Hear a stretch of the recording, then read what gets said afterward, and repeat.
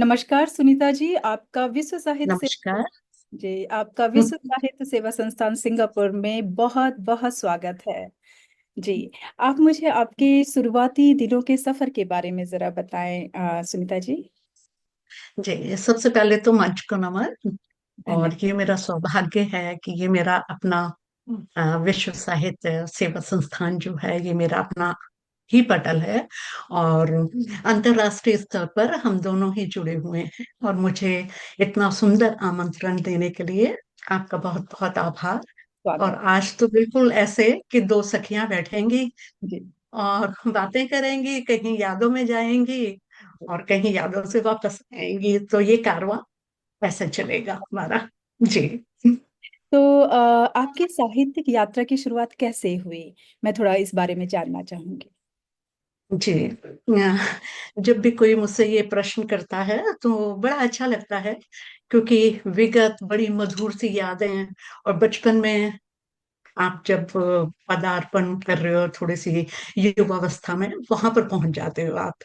क्योंकि मेरे जो पिताजी, मेरे डैडी जो थे, मेरे पापा, वो लेक्चरर और मोतीलाल नेहरू कॉलेज में, दिल्ली। तो वो बहुत बड़ी लाइब्रेरी थी घर में। और वो जो लाइब्रेरी थी उसके अंदर इतनी पुस्तकें थी कि मुझे हमेशा आकृष्ट करती थी कि भाई क्या है इनमें, कैसे पढ़ना है, क्या करना है। तो अच्छा, कई बार पिताजी क्या कहते थे कि मतलब अभी तुम्हें अपनी पुस्तकें पढ़नी है, अपनी अपनी किताबें पढ़नी है। तो क्या हुआ कि मतलब जैसे प्रेमचंद की कहानियां पढ़नी शुरू की, बहुत अच्छी लगी। तो उनको मतलब शुरुआत वहां से हुई। फिर उसके बाद उपन्यास पढ़ने शुरू किए। फिर गजानन, माधव मुक्ति बोध, नागार्जुन, अमृतलाल नागर, मतलब जो भी था, शेखर एक जीवनी, नदी के द्वीप, धीरे धीरे। और फिर क्या करती थी, पुस्तकों में, अपने कोर्स की पुस्तकों में अरे वो वाह। वाली पुस्तकें पढ़ा छुपा कर पढ़ती थी। कई बार ना मम्मी देख लेती थी, तो मम्मी एक फ्रेंड भी होती थी, मतलब हाँ जैसे हाँ हाँ। बात करके, तो वो कहती थी मैं पापा को बता दूंगी। तो मैं कहा नहीं, पापा को मत बताना, आप बताना। ये तो कौन सी और भाई, उम्र की बात है? आप कितने साल की थी उस समय? ये जो उम्र थी, ये मतलब मैं सातवीं आठवीं नौवीं का इस तरह हम्म। से सफर रहा। तो एक तरफ इस तरह का साहित्य पढ़ा जा रहा था, हम्म। दूसरा हमारे पड़ोस में एक मेरी, मतलब मेरी फ्रेंड नहीं थी, मम्मी की कोई फ्रेंड थी। हम्म। तो उनके पास उपन्यास होते थे, रानू के। हाँ हाँ। और वो टीनेजर्स की पसंद होती है वो सारी, हाँ। हाँ बिल्कुल। और वो डिटेक्टिव टाइप के जो हम्म। उपन्यास होते थे, हम्म। विनोद और वो सारे, उस तरह से वो पढ़ रहा था। वो पढ़ती थी, पर पता लगता था कि मतलब साहित्य क्या है और थोड़ा सा डिफरेंट क्या है। पर हम्म। उस टाइम मतलब जैसे आप हंसेंगी, शिवानी ने मुझे बहुत प्रभावित किया, one of my favourite writer हाँ दैट हाँ। टाइम। हम्म। क्योंकि मैं बहुत गोरी नहीं हूँ, थोड़ी सांवली सी होती थी। तो ये तो ये उनकी, ये उनका एक भावना कैसे उपन्यास। आपके अंदर मतलब जाग रही थी ऐसे? आप कितने भाई जी। बहन हैं? आप जरा मुझे बताएं आपकी पर्सनल लाइफ के बारे में। जी, हम दो बहनें हैं, तो मेरी बहन छोटी है और हम्म। भाई बड़ा है। तो हम्म। मैं मझली हूँ। हम्म। तो उस तरह से जिम्मेदारियां ऐसी होती थी कि बड़ा भाई तो हमेशा ही बहुत डर लगता था उनसे, हाँ हाँ जबकि हाँ। 2 साल बड़े थे। पिता की और छोटी जिम्मेदारी। बहन थोड़ी सी लाडली होती थी। हम्म। तो तो वो एक उपन्यास था कृष्णकली, वहां पर आ रही हूँ मैं। हाँ तो हाँ। मुझे लगता था कि कृष्णकली तो मैं ही हूँ जैसे। ओह, क्योंकि सो वो स्वीट। उम्र ऐसी होती है कि आप उस तरह के सपने बुनते हैं, उस तरह से देखते हैं।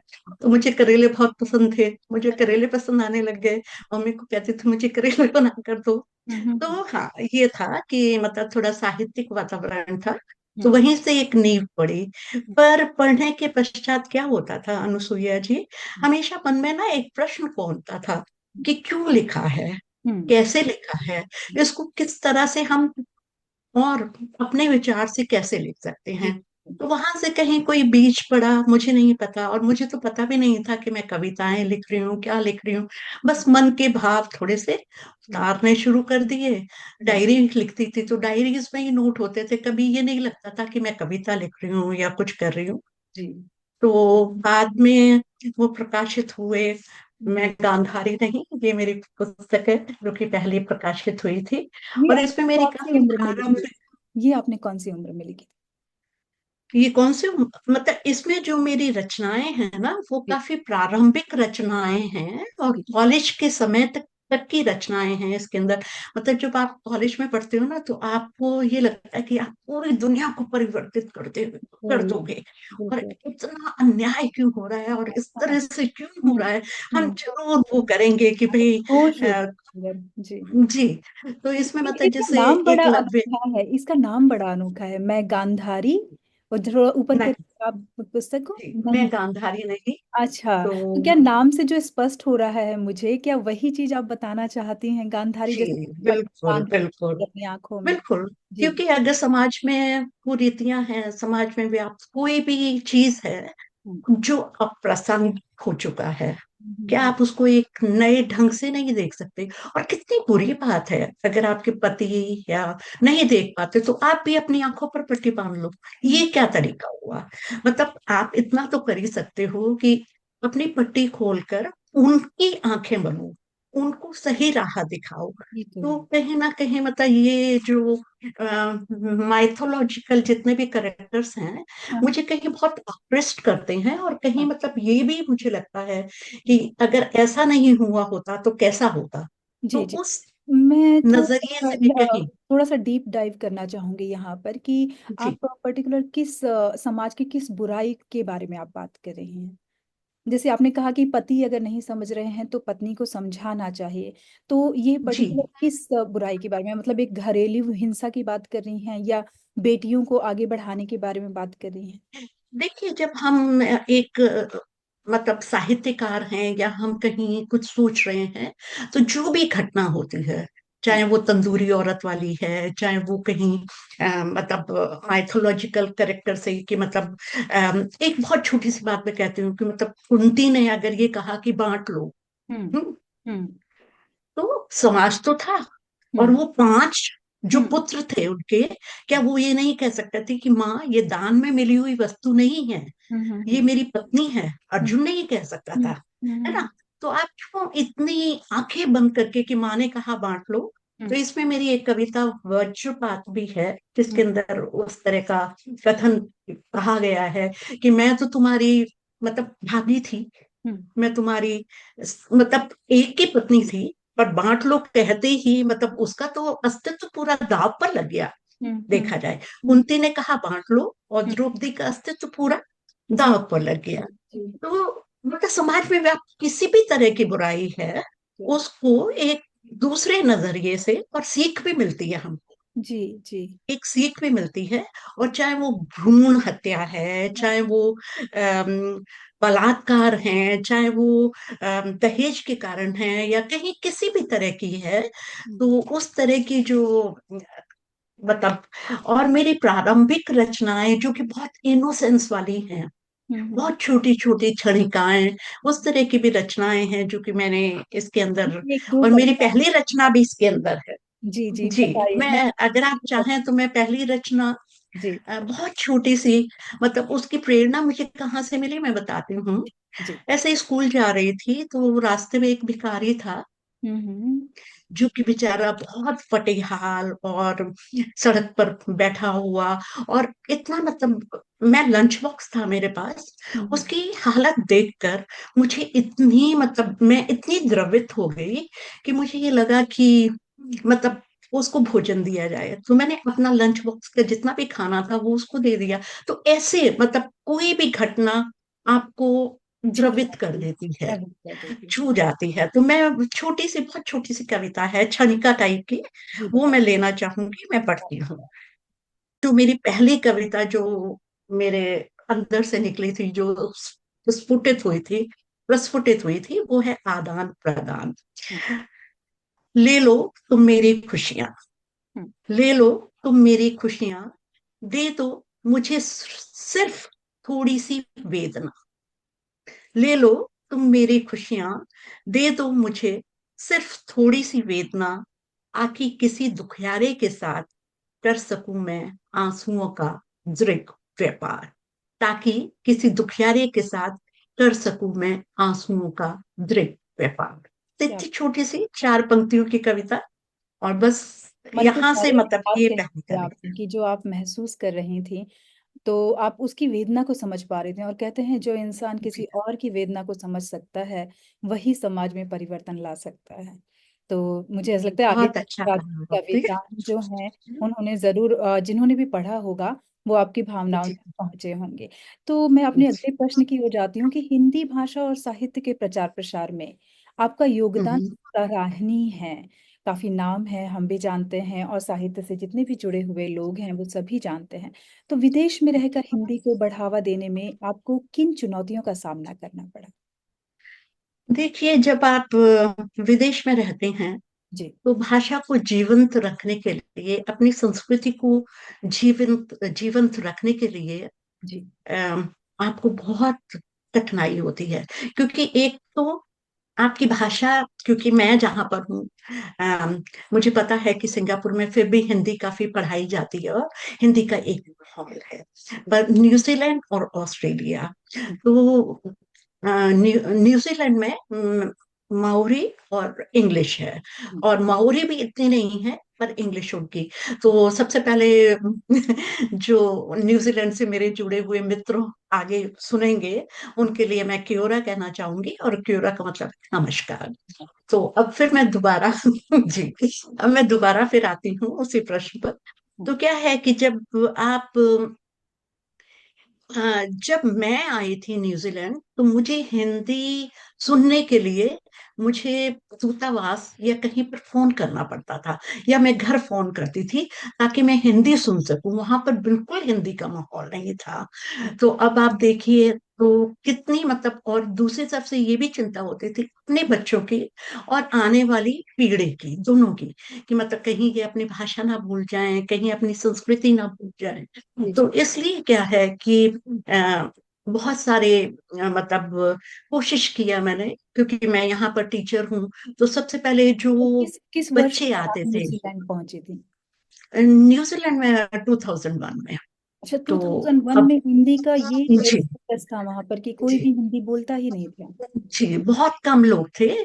पर कुछ लोग थे जो कि फिजी इंडियंस थे। पर हम्म। मतलब इतने बिखरे बिखरे हुए होते थे कि कि उनसे उनसे मिलना मिलना नहीं हो पॉसिबल नहीं पाता था। होता था। जी। और जिस एरिया में मैं रहती थी, हाँ हाँ हाँ वहां पर नहीं थे, हिंदी भाषी लोग नहीं थे। हाँ। हम्म। तो अब क्या किया, तो मुझे ये लगा कि मतलब क्या करना है। हिंदी पुस्तकें नहीं है, हिंदी पत्रिकाएं नहीं है, हम्म। कोई साहित्यिक उनके लिए मंच नहीं है। हम्म। और तो धीरे धीरे मतलब एक ग्रुप के साथ हम जुड़े, जो कि हिंदी भारत वासी थे या हिंदी जो बोलते थे। एक ग्रुप बनाया, फिर हमने कक्षाएं लेनी शुरू की।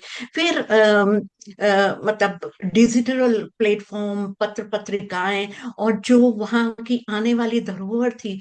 पेरेंट्स को मैं हमेशा ये कहती थी कि आप, बच्चे इंग्लिश तो सीख ही लेंगे, जी। पर आप अपने जड़ों से जुड़े रहिए। घर में जितना भी आप अवसर दे सकते हैं, हिंदी बोलिए। क्योंकि घर से बाहर निकलेंगे बच्चे, तो आपको अंग्रेजी बोलने की चिंता नहीं करनी है। सही बात। तो पेरेंट्स बहुत खुश होते थे। तो इस तरह से फिर उनको वर्कशॉप, हमने बहुत सारी वॉलेंट्री वर्कशॉप करते थे, सैटरडे को, संडे को, अलग दिन में भी। फिर काफी उनको मतलब पत्र व्यवहार किया, उनको जोड़ा मंच से कि आप बुलाइए। और मतलब यहाँ तक कि जो मंदिर वगैरह होते थे, वहां पर फ्री क्लासेस वगैरह लेकर। और फिर आप मानेंगे नहीं, हम्म। अभी 2021-22 की बात है, जब हम पार्लियामेंट तक हिंदी को एक भाषा के रूप में पढ़ाने के लिए लेकर गए। क्या क्योंकि बात। काफी लोग, हिंदी भाषी लोग जुड़ते भी चले गए, और फिर इस तरह का प्लेटफॉर्म भी बनाते। पर नींव जो डली वो हमारे ग्रुप के द्वारा, या जो भारत हिंदी भाषी लोग थे उनके द्वारा बहुत कार्य किया गया। हम्म। ये रहा कि अब कुछ स्कूल्स भी हैं, वॉलंटरी स्कूल्स हैं, कुछ वैसे भी स्कूल हैं जहां पर हिंदी एक भाषा के रूप में सिखाई जाती हम्म। है। और हुआ ये कि हमारी कोशिशें अभी भी जारी हैं वहां पर। अभी तो खैर मैं यहाँ ऑस्ट्रेलिया आ गई हूँ, पर हम्म। अभी भी मैं सारे प्लेटफॉर्म्स वगैरह से जुड़ी हुई हूँ। पत्र पत्रिकाएं हैं, जी। उनको, बच्चों को कहते हैं आप लिखिए और हम्म। हमें भेजिए, ताकि हम उनको हाँ, प्रकाशित कर सकें। जी। और हिंदी स्कूलों में जुड़कर फिर उनको कहते हैं, उनको मतलब एक मंच प्रदान करते हैं। और उच्चायुक्त तो खैर होती रहती हैं प्रतियोगिताएं वगैरह। तो मैं उच्चायुक्त न्यूजीलैंड, उच्चायुक्त हिंद जो आपके भारत के हैं, जी। नीता हम्म। नीता गुप्ता, नीता भूषण जी, जी। उनके साथ भी मैं जुड़ी हुई हूँ। तो सारे हमारे उस तरह के कार्य चलते रहते हैं। सुनीता जी, पर कमी तो बहुत थी। जी, एक सवाल मैं ये जानना चाहूंगी कि वहां पर जी जो हिंदी भाषी बच्चे हैं, तो उनको जी। हिंदी भाषा पढ़ने के लिए कोई ऐसा प्लेटफॉर्म, मतलब उच्च आयोग की तरफ से या वहाँ के पहले जो अभिभावक रहते थे उनकी वजह से कोई प्रयास नहीं किया गया कि यहाँ पर हमारे बच्चों को नहीं हम। नहीं, देखिए प्रयास तो किए गए उनकी तरफ से। जी। अम, तो प्रयास ऐसे ही होते थे कि मतलब जब हम वॉलंटरी क्लासेस ले रहे हैं, मंदिर में क्लासेस ले रहे हैं, पर दूसरी तरह के आयोजन होते थे, जैसे 26 जनवरी है या मतलब 15 अगस्त है या दिवाली है। दिवाली फेस्टिवल ऑफ लाइट इतना प्रसिद्ध है वहां हम्म। पर कि हमारे जो कीवी हैं वो हम्म। इतना खुश होते हैं। और हम्म। दूसरी तरफ से स्कूलों की, क्योंकि मैं किंडरगार्टन टीचर भी हूँ, तो जी। किंडरगार्टन टीचर होने के कारण मेरे पास जो बच्चे आते हैं वो छोटे होते हैं।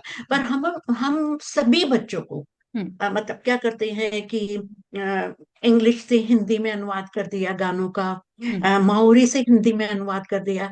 पर मेरी कोशिश ये रहती है कि देखिए, संस्कृति तो हर संस्कृति अच्छी होती है, जी। जिसमें जो अच्छा हो उसको अपनाया जाए, जो अप्रासंगिक है, जो बुरा है, उसको छोड़ते चले जाओ। तो हम क्या तैयारी कर रहे हैं, एक बहुसांस्कृतिक देश हाँ। जिसमें सभी भाषाओं को हम उतना ही उन्नत कर सके, और बच्चों को एक ऐसा प्लेटफॉर्म दें जहां पर कि वो हर एक भाषा की इज्जत करें, हर एक भाषा को जानना चाहें।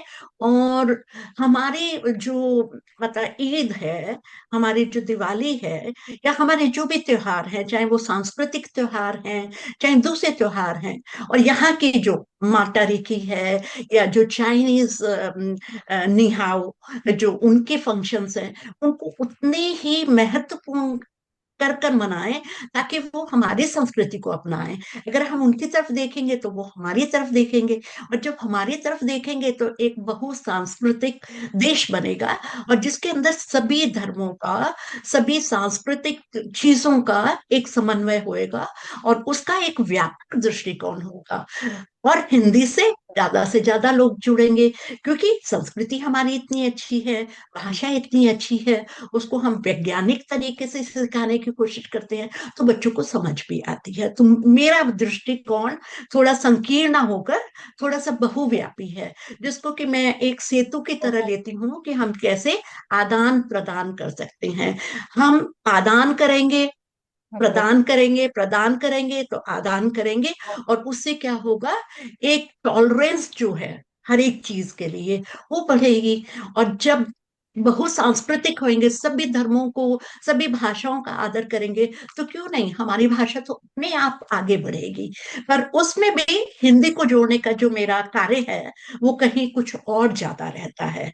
उनको एक साहित्यिक मंच देने का कार्य है, उनकी वर्कशॉप है। और क्योंकि मैं उच्चायोग से भी जुड़ी हुई हूँ, तो उनकी जो प्रतियोगिताएं हैं, हम्म। उनसे भी कार्यक्रम आगे बढ़ते रहते हैं। तो बहुत। बच्चे बड़े खुश होते हैं। निबंध प्रतियोगिता हो रही है, कविता प्रतियोगिता हो, हम्म। तो बहुत खुश होकर पार्टिसिपेट करते हैं। जी बहुत सुंदर, बहुत खूबसूरती से आपने बताया कि वसुधैव कुटुंबकम, जो यह बहु सांस्कृतिक जो हमारी परंपरा आ रही है, जी। उसे आपने किस तरह वसुदेव को। न्यूजीलैंड में, जी, जी न्यूजीलैंड में आप उसका विस्तार कर रही हैं, और यह कहीं ना कहीं आप एक डिवाइन कार्य कर रही हैं। आपको बहुत बहुत शुभकामनाएं इस कार्य के लिए सुनीता जी। अब मैं चलती हूँ अपने एक अगले प्रश्न की ओर कि सुनीता के जी दिल से ब्लॉग, जी। आपका ब्लॉग पाठकों के दिलों को छूने में अरे, सफल रहा है। आपको आपको भी पता है सुनीता के दिल से ब्लॉग की जी, बात, तो ये तो वो बहुत ही जिसकी मेरे लिए रीच खुशी आठ की बात है, मिलियन तक अगर पहुंच देखा चुकी जाए है। तो। मैं दर्शकों को बताना चाहूंगी कि 8 मिलियन तक पहुंचना ये आसान कार्य जी नहीं है। कहीं ना कहीं आपकी बातें जो हैं वो दिल को छू रही हैं। तो इस सफलता के पीछे क्या प्रमुख कारण है सुनीता जी, मैं आपके मुख से जानना चाहूंगी। जी। मैं ये सोचती हूँ, मतलब जैसे नाम ही है मेरा, हम्म। ब्लॉग का, सुनीता के दिल से। तो मुझे ये लगता है कि जो भी लिखती हूँ वो बहुत दिल से लिखती हूँ। और दिल से लिखने का मतलब ये है कि एहसास, वो जो एहसास है वो कहीं इतनी सहज सरल भाषा में होते हैं कि दूसरे के दिल को छूते हैं। और जब दूसरों के दिल को छूते हैं तो मतलब यही एक मेरा संवाद है, जो कि उन लोगों से एक कनेक्शन जो बनता है। और यही नहीं कि मतलब जो मेरा ब्लॉग है उसमें कविताएं हैं, उसमें संस्मरण हैं, उसमें सामाजिक मुद्दे हैं, उसमें लघु कथाएं हैं, उसमें कहानी है। और मुझे नहीं, मतलब मुझे खुद भी नहीं पता, मैं कभी खुद भी हैरान होती हूँ कि मतलब कैसे मतलब लोग बागों को इतना पसंद आता है। और एक बहुत छोटी सी बात आपको बताती हूँ कि मतलब मैंने एक कहानी शुरू की थी। हम्म। तो वो कहानी श्रेया सौरभ की कहानी थी। हम्म। तो कुछ अंशों के बाद मैं सोच रही थी, कुछ एपिसोड्स के बाद, कि इनको बंद कर दूंगी। मतलब ठीक है कहानी, पर उस कहानी ने वो एक तरह से उपन्यास का प्रारूप ले लिया, क्योंकि लोगों को इतनी पसंद आई। और मैंने एक बार ऐसे ही प्रश्न डाल दिया था उनसे, तो मैंने पूछा उनसे कि आप सौरभ का भी दृष्टिकोण जानना चाहेंगे? तो इतने सारे कमेंट्स आ गए, हाँ हाँ हाँ हाँ, हमें बताइए हमें बताइए। तो मेरे ख्याल से दिल से लिखती हूँ तो शायद दूसरों के दिल तक पहुंचता होगा। और शायद भाषा बहुत ही सहज होती है, बहुत ही सरल होती है। मतलब उसमें ऐसा नहीं है कि ये बहुत उसको आवरण समझ या बहुत लीजिए। मुखौटे लगा कर कहीं। हाँ, तो शायद यही कारण रहा होगा। पर उसमें मेरे संस्मरण भी हैं, मतलब विविध विधाओं में मैं सदोका लिखती हूँ, हाइकू लिखती हूँ, मतलब क्षणिकाएं लिखती हूँ। तो उसमें सारा कुछ रहता है उस तरह से। तो पता नहीं हाइक्यू। वैसे। हाइक्यू की बात जो आपने की, ये बड़ा एक अच्छी एक ऐसी विधा है कि आप छोटे से थोड़े से शब्दों में एक बहुत बड़ी बात कह जाते हैं। जी मैं जी आपके लिखे हुए कुछ एक हाइक्यू के बारे में जानना चाहूंगी, आप अगर जी बता सकें। बिल्कुल। जी बिल्कुल। अम, ये मेरी पुस्तक है, जी। चिर प्रतीक्षित। जी। आ, ये देखिए, दिखाई दे रही है? हाँ जी, हाँ जी, ये थोड़ा अभी सा थोड़ी पैर धुंधली हो रही थोड़ी है। थोड़ी सी पीछे लीजिए, पीछे लीजिए आप। जी हाँ, जी। अब सब दिखाई चिर दे। प्रतीक्षित। फिर जी प्रतीक्षा। जी। जी। चिर प्रतीक्षित। और इसका जो इस संग्रह का जो विमोचन था वो हाई कमीशन के द्वारा, उच्चायुक्त नीता जी के द्वारा किया गया।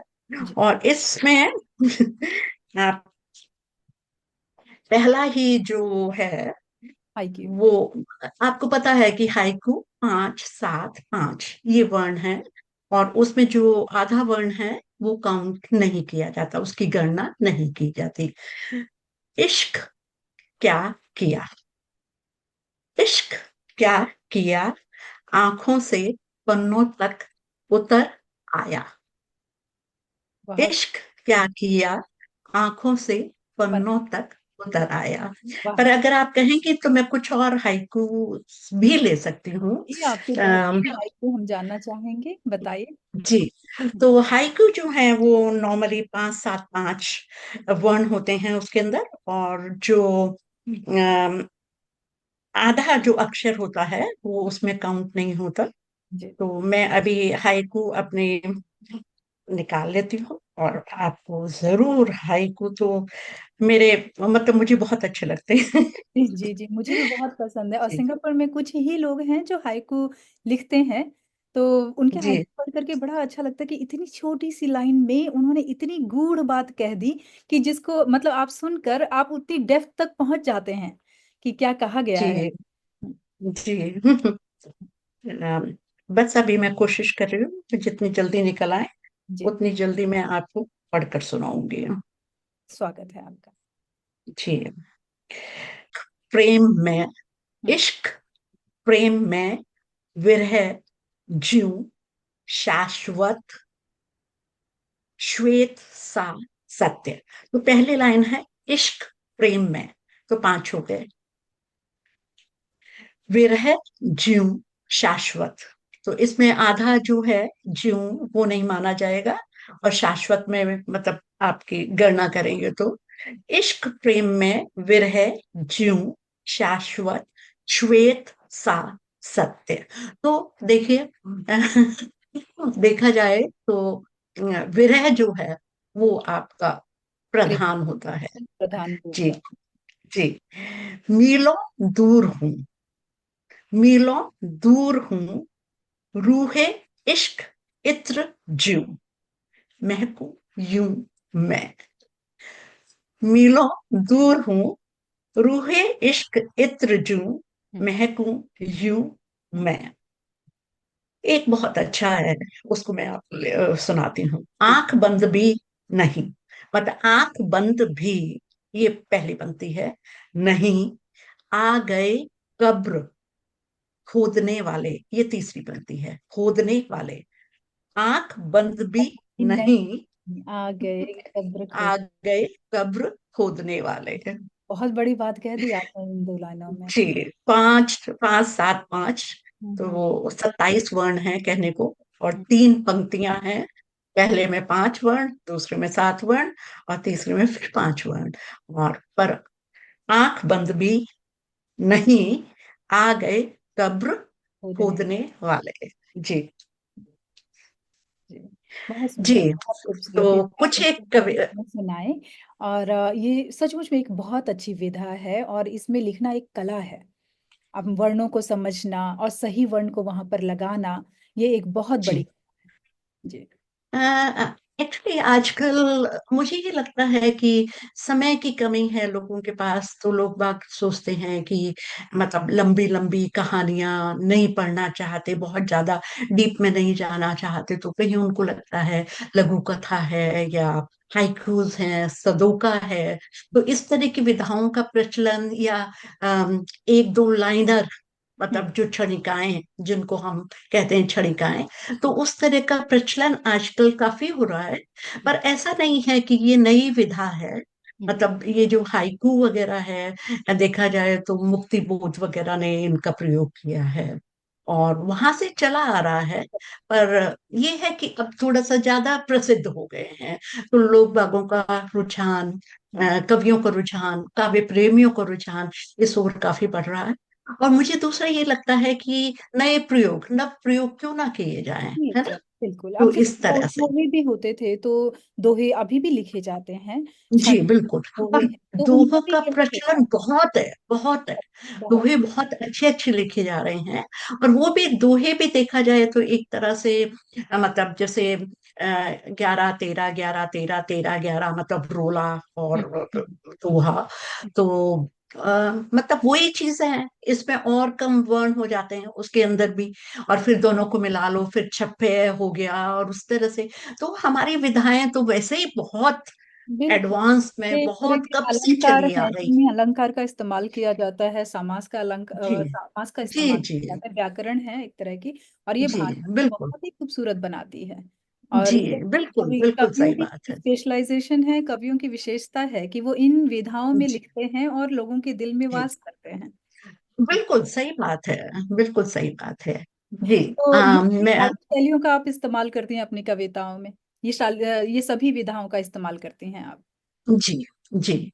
था कि काव्य व कहानी लेखन जो आप करती हैं, तो कविताओं और कहानी जी। लेखन की प्रक्रिया में आप किन विषयों को प्रमुखता देती हैं? तो आपने जैसे बताया कि हाइकू है, या दोहा है, जी। छंद है, जी। रोला है। जी। इन सारी चीजों का इस्तेमाल आप करती हैं, मतलब इन सारी विधाओं जी। पर आप लिखती हैं।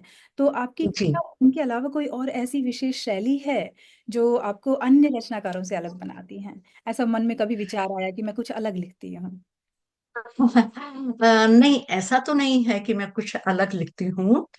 पर जो मेरी कविताओं में, मेरी लघु कथाओं में, या मेरे संस्मरण में, या मेरे सदोका में, मतलब जो भी है, चाहे वो कहानी है, मुझे ये लगता है कि उसमें कहीं ना कहीं मैं एक तो वास्तविकताओं को दर्शाने का प्रयत्न करती हूँ।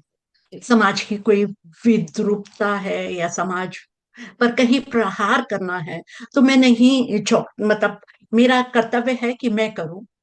और बाकी ये है कि पाठकों की बात है कि पाठक कितना, तो समाज की जो विसंगतियां हैं उनको, क्योंकि मुझे कहीं ये लगता है कि साहित्य जो है वो समाज का दर्पण होता है। और एक साहित्यकार का ये भी दायित्व है कि कहीं ना कहीं समाज में जो बुराई है, मतलब आप लिखो तो सही, अगर आप लिखोगे भी नहीं, अपनी आवाज भी नहीं दोगे, तो मतलब आप आवाज दो। हो सकता है अगर आप अपना एक, प्रयास मतलब करते रहिए, भले ही वो बिल्कुल, गिलहरी एक प्रयास व्यक्ति हो, भी, लेकिन करते हाँ, रहिए। अगर आप एक व्यक्ति को भी परिवर्तित कर सकते हैं अपने लेखन कार्य के द्वारा, तो मुझे लगता है कि इससे अच्छी बात कोई नहीं हो सकती है। बिल्कुल बिल्कुल, तो चरम बस सफल। यही है कि संवेदनशीलता है, कहीं विचारशीलता है, और कहीं जो बहुत सहज, स्पष्ट, बिल्कुल भावनात्मक जो जुड़ाव है। जैसे अभी आपने मेरा हाइकू सुना, उसके अंदर कोई ऐसा नहीं है कि बहुत क्लिष्ट भाषा है, या मैं जबरदस्ती कहीं बातों को कहने की कोशिश कर रही हूँ। सहज सरल है, भाषा वही शायद भावना वही है चीज। जो आपने दर्शाई है। कभी आपके साथ ऐसा हुआ है कि आप जो लिखना चाहते हैं, जो आपके मन की भावना है, वो जी, सामने वाला जब पढ़ते वक्त वो उसे किसी और रूप में ले रहा है, या वो वहां तक नहीं पहुंच पा रहा है जो आप कहना चाहते हैं? क्या कभी ऐसा आपके साथ हुआ है? देखिए, कोई भी आप कहानी लिखते हो, कोई भी कविता लिखते हो, हम्म। हर एक पाठक जो है वो अपने ही दृष्टिकोण से उसको देखता है, जी और यही उसका ये सुंदरता भी है। जी इस जी। बात में एक सौंदर्य छिपा है, क्योंकि इसीलिए आप देखिए कि कविता की जब आप व्याख्या करते हैं, सब अपनी दृष्टि से व्याख्या करते हैं, और वो जो आपकी कविता है वो बहुमुखी उसी कारण से बन पाती है। क्योंकि मुझे ऐसा लगता है कि मतलब जैसे हाथी है, हम्म। उसको सब अपने अपने एंगल से देख रहे हैं, और सबने क्या किया है, उसका वर्णन अपने हिसाब से अपने किया हिसाब है। से। जी। तो मुझे उसमें कोई ऐसा आपत्ति। नहीं लगता है कि भाई मैंने कविता लिखी है या मैंने कहानी लिखी है, तो उसने उस दृष्टिकोण से, उल्टा मेरी आंखें खुलती हैं अच्छा अच्छा, उनके तो कमेंट्स ऐसा भी पढ़कर, सोचा जा उनको सकता ये है। देखकर। अच्छा, ऐसा भी सोचा जा सकता है, ये तो बहुत अच्छी बात है। तो कहीं ना कहीं वो मेरे काव्य को, मेरी कविताओं को, मेरी क्षणिकाओं को, मेरी कहानियों को एक व्यापक रूप देते हैं, ना कि उसको संकीर्ण करते हैं। और वैसे भी ये आपके ऊपर डिपेंड करता है कि जो एक ग्लास है उसमें जो पानी भरा हुआ है, वो वाह। आधा भरा हुआ है कि आधा खाली है, आप किस रूप में ये लेना आपके चाहते हैं। पर्सपेक्टिव जी, कि आप जी, तो पॉजिटिव मुझे लेंगे या निगेटिव जी, लेंगे। तो मुझे हमेशा ये लगता है कि हम्म। उसको, क्योंकि देखिए, कोई आपकी समीक्षा कर रहा है किसी भी चीज में, समीक्षा में आपकी वो अच्छाई भी बताता है, आपका दूसरा पक्ष भी बताता है। तो अब आप ग्रहण करेंगे, और आगे आपने बढ़ना है, तो उसको आप पॉजिटिव लेंगे तो आप आगे जी बढ़ेंगे, अगर आप नेगेटिव लेंगे तो आपकी यात्रा समाप्त हो गई। तो बिल्कुल। आप अपनी यात्रा को समाप्त नहीं करना चाहते, क्योंकि रोज आप कुछ ना कुछ नया सीखते हैं, कुछ ना कुछ नया लिखते हैं, कुछ ना कुछ नया प्रयोग करते हैं। तो मैं तो उनका स्वागत करती हूँ हमेशा। बहुत तो अच्छी। मुझे ऐसा नहीं लगता, मुझे ये लगता है कि उससे मेरी रचनाओं का और मेरे लेखन कार्य का जी। बहुमुखी, चहुमुखी, चतुर्मुखी विकास होता है। सही मुझे बात। बहुत अच्छा लगता है बहुत जी। सुंदर, बहुत रुचिकर आपने ये भेद बताया हमें। और आपकी जो, जैसे आपने हमें दिखाया कि मैं गांधारी नहीं, ये पुस्तक है आपकी जागृति, जैसी रचनाएं शामिल हैं। तो इन पुस्तकों को लिखने के दौरान आपके जो अनुभव हैं वो हम आपसे जानना चाहेंगे, आप अगर हमसे साझा करना चाहें। जी बिल्कुल, क्यों नहीं। हम्म। ये जागृति जो मेरी पुस्तक है, ये कहानियों पर है। हम्म। और कहानियां तो आपको पता ही है कि मतलब आप काव्य में कहीं इतना व्यापक स्वरूप समाज की विद्रूपताओं या समाज की विसंगतियों को नहीं दे पाते, पर आप कहानियों में तो अपनी बात कहते ही हैं, और काफी मुखर ढंग से कहते हैं। तो जैसे ये इसमें जो, तो सामाजिक जो विसंगतियां हैं, उनके ऊपर काफी मतलब मैंने अपने तरीके से कहने का प्रयास किया है। हम्म। और वो जो प्रयास है वो हम्म। ये है कि आपके मन के अंदर भी कहीं प्रकोष्ठ हैं, जिसकी यात्रा आप करते हो। अपने मन के अंदर से फिर आप बाहर आते हैं, और फिर समाज को देखते हैं। और जब आप समाज को देखते हैं, तो मतलब जैसे एक मेरी कहानी है तृप्ति। हम्म। तृप्ति में क्या है कि मतलब एक बूढ़ी औरत है, उमा उसका नाम है, बिस्तर पर वो पड़ी हुई है, और डॉक्टर उसको काफी सारी दवाइयां दे रहे हैं, ये कर रहे हैं। पर वो अपनी यादों में जब खोती है, तो उसे याद आता है कि भाई कैसे उसका जीवन रहा। मतलब देखिए, हमारे जो माता पिता हैं या हमारे दादी वगैरह हैं, उनका जीवन ये था कि उनको आजादी नहीं मिलती थी। तो हम्म, उनको मतलब जैसे उस उमा के पति की डेथ हो चुकी है, वो मतलब मर चुके हैं। तो उसके पश्चात मतलब उसको ये है कि तुमने मेकअप नहीं करना, तुमने ऐसे कपड़े पहनने हैं या ये करना है।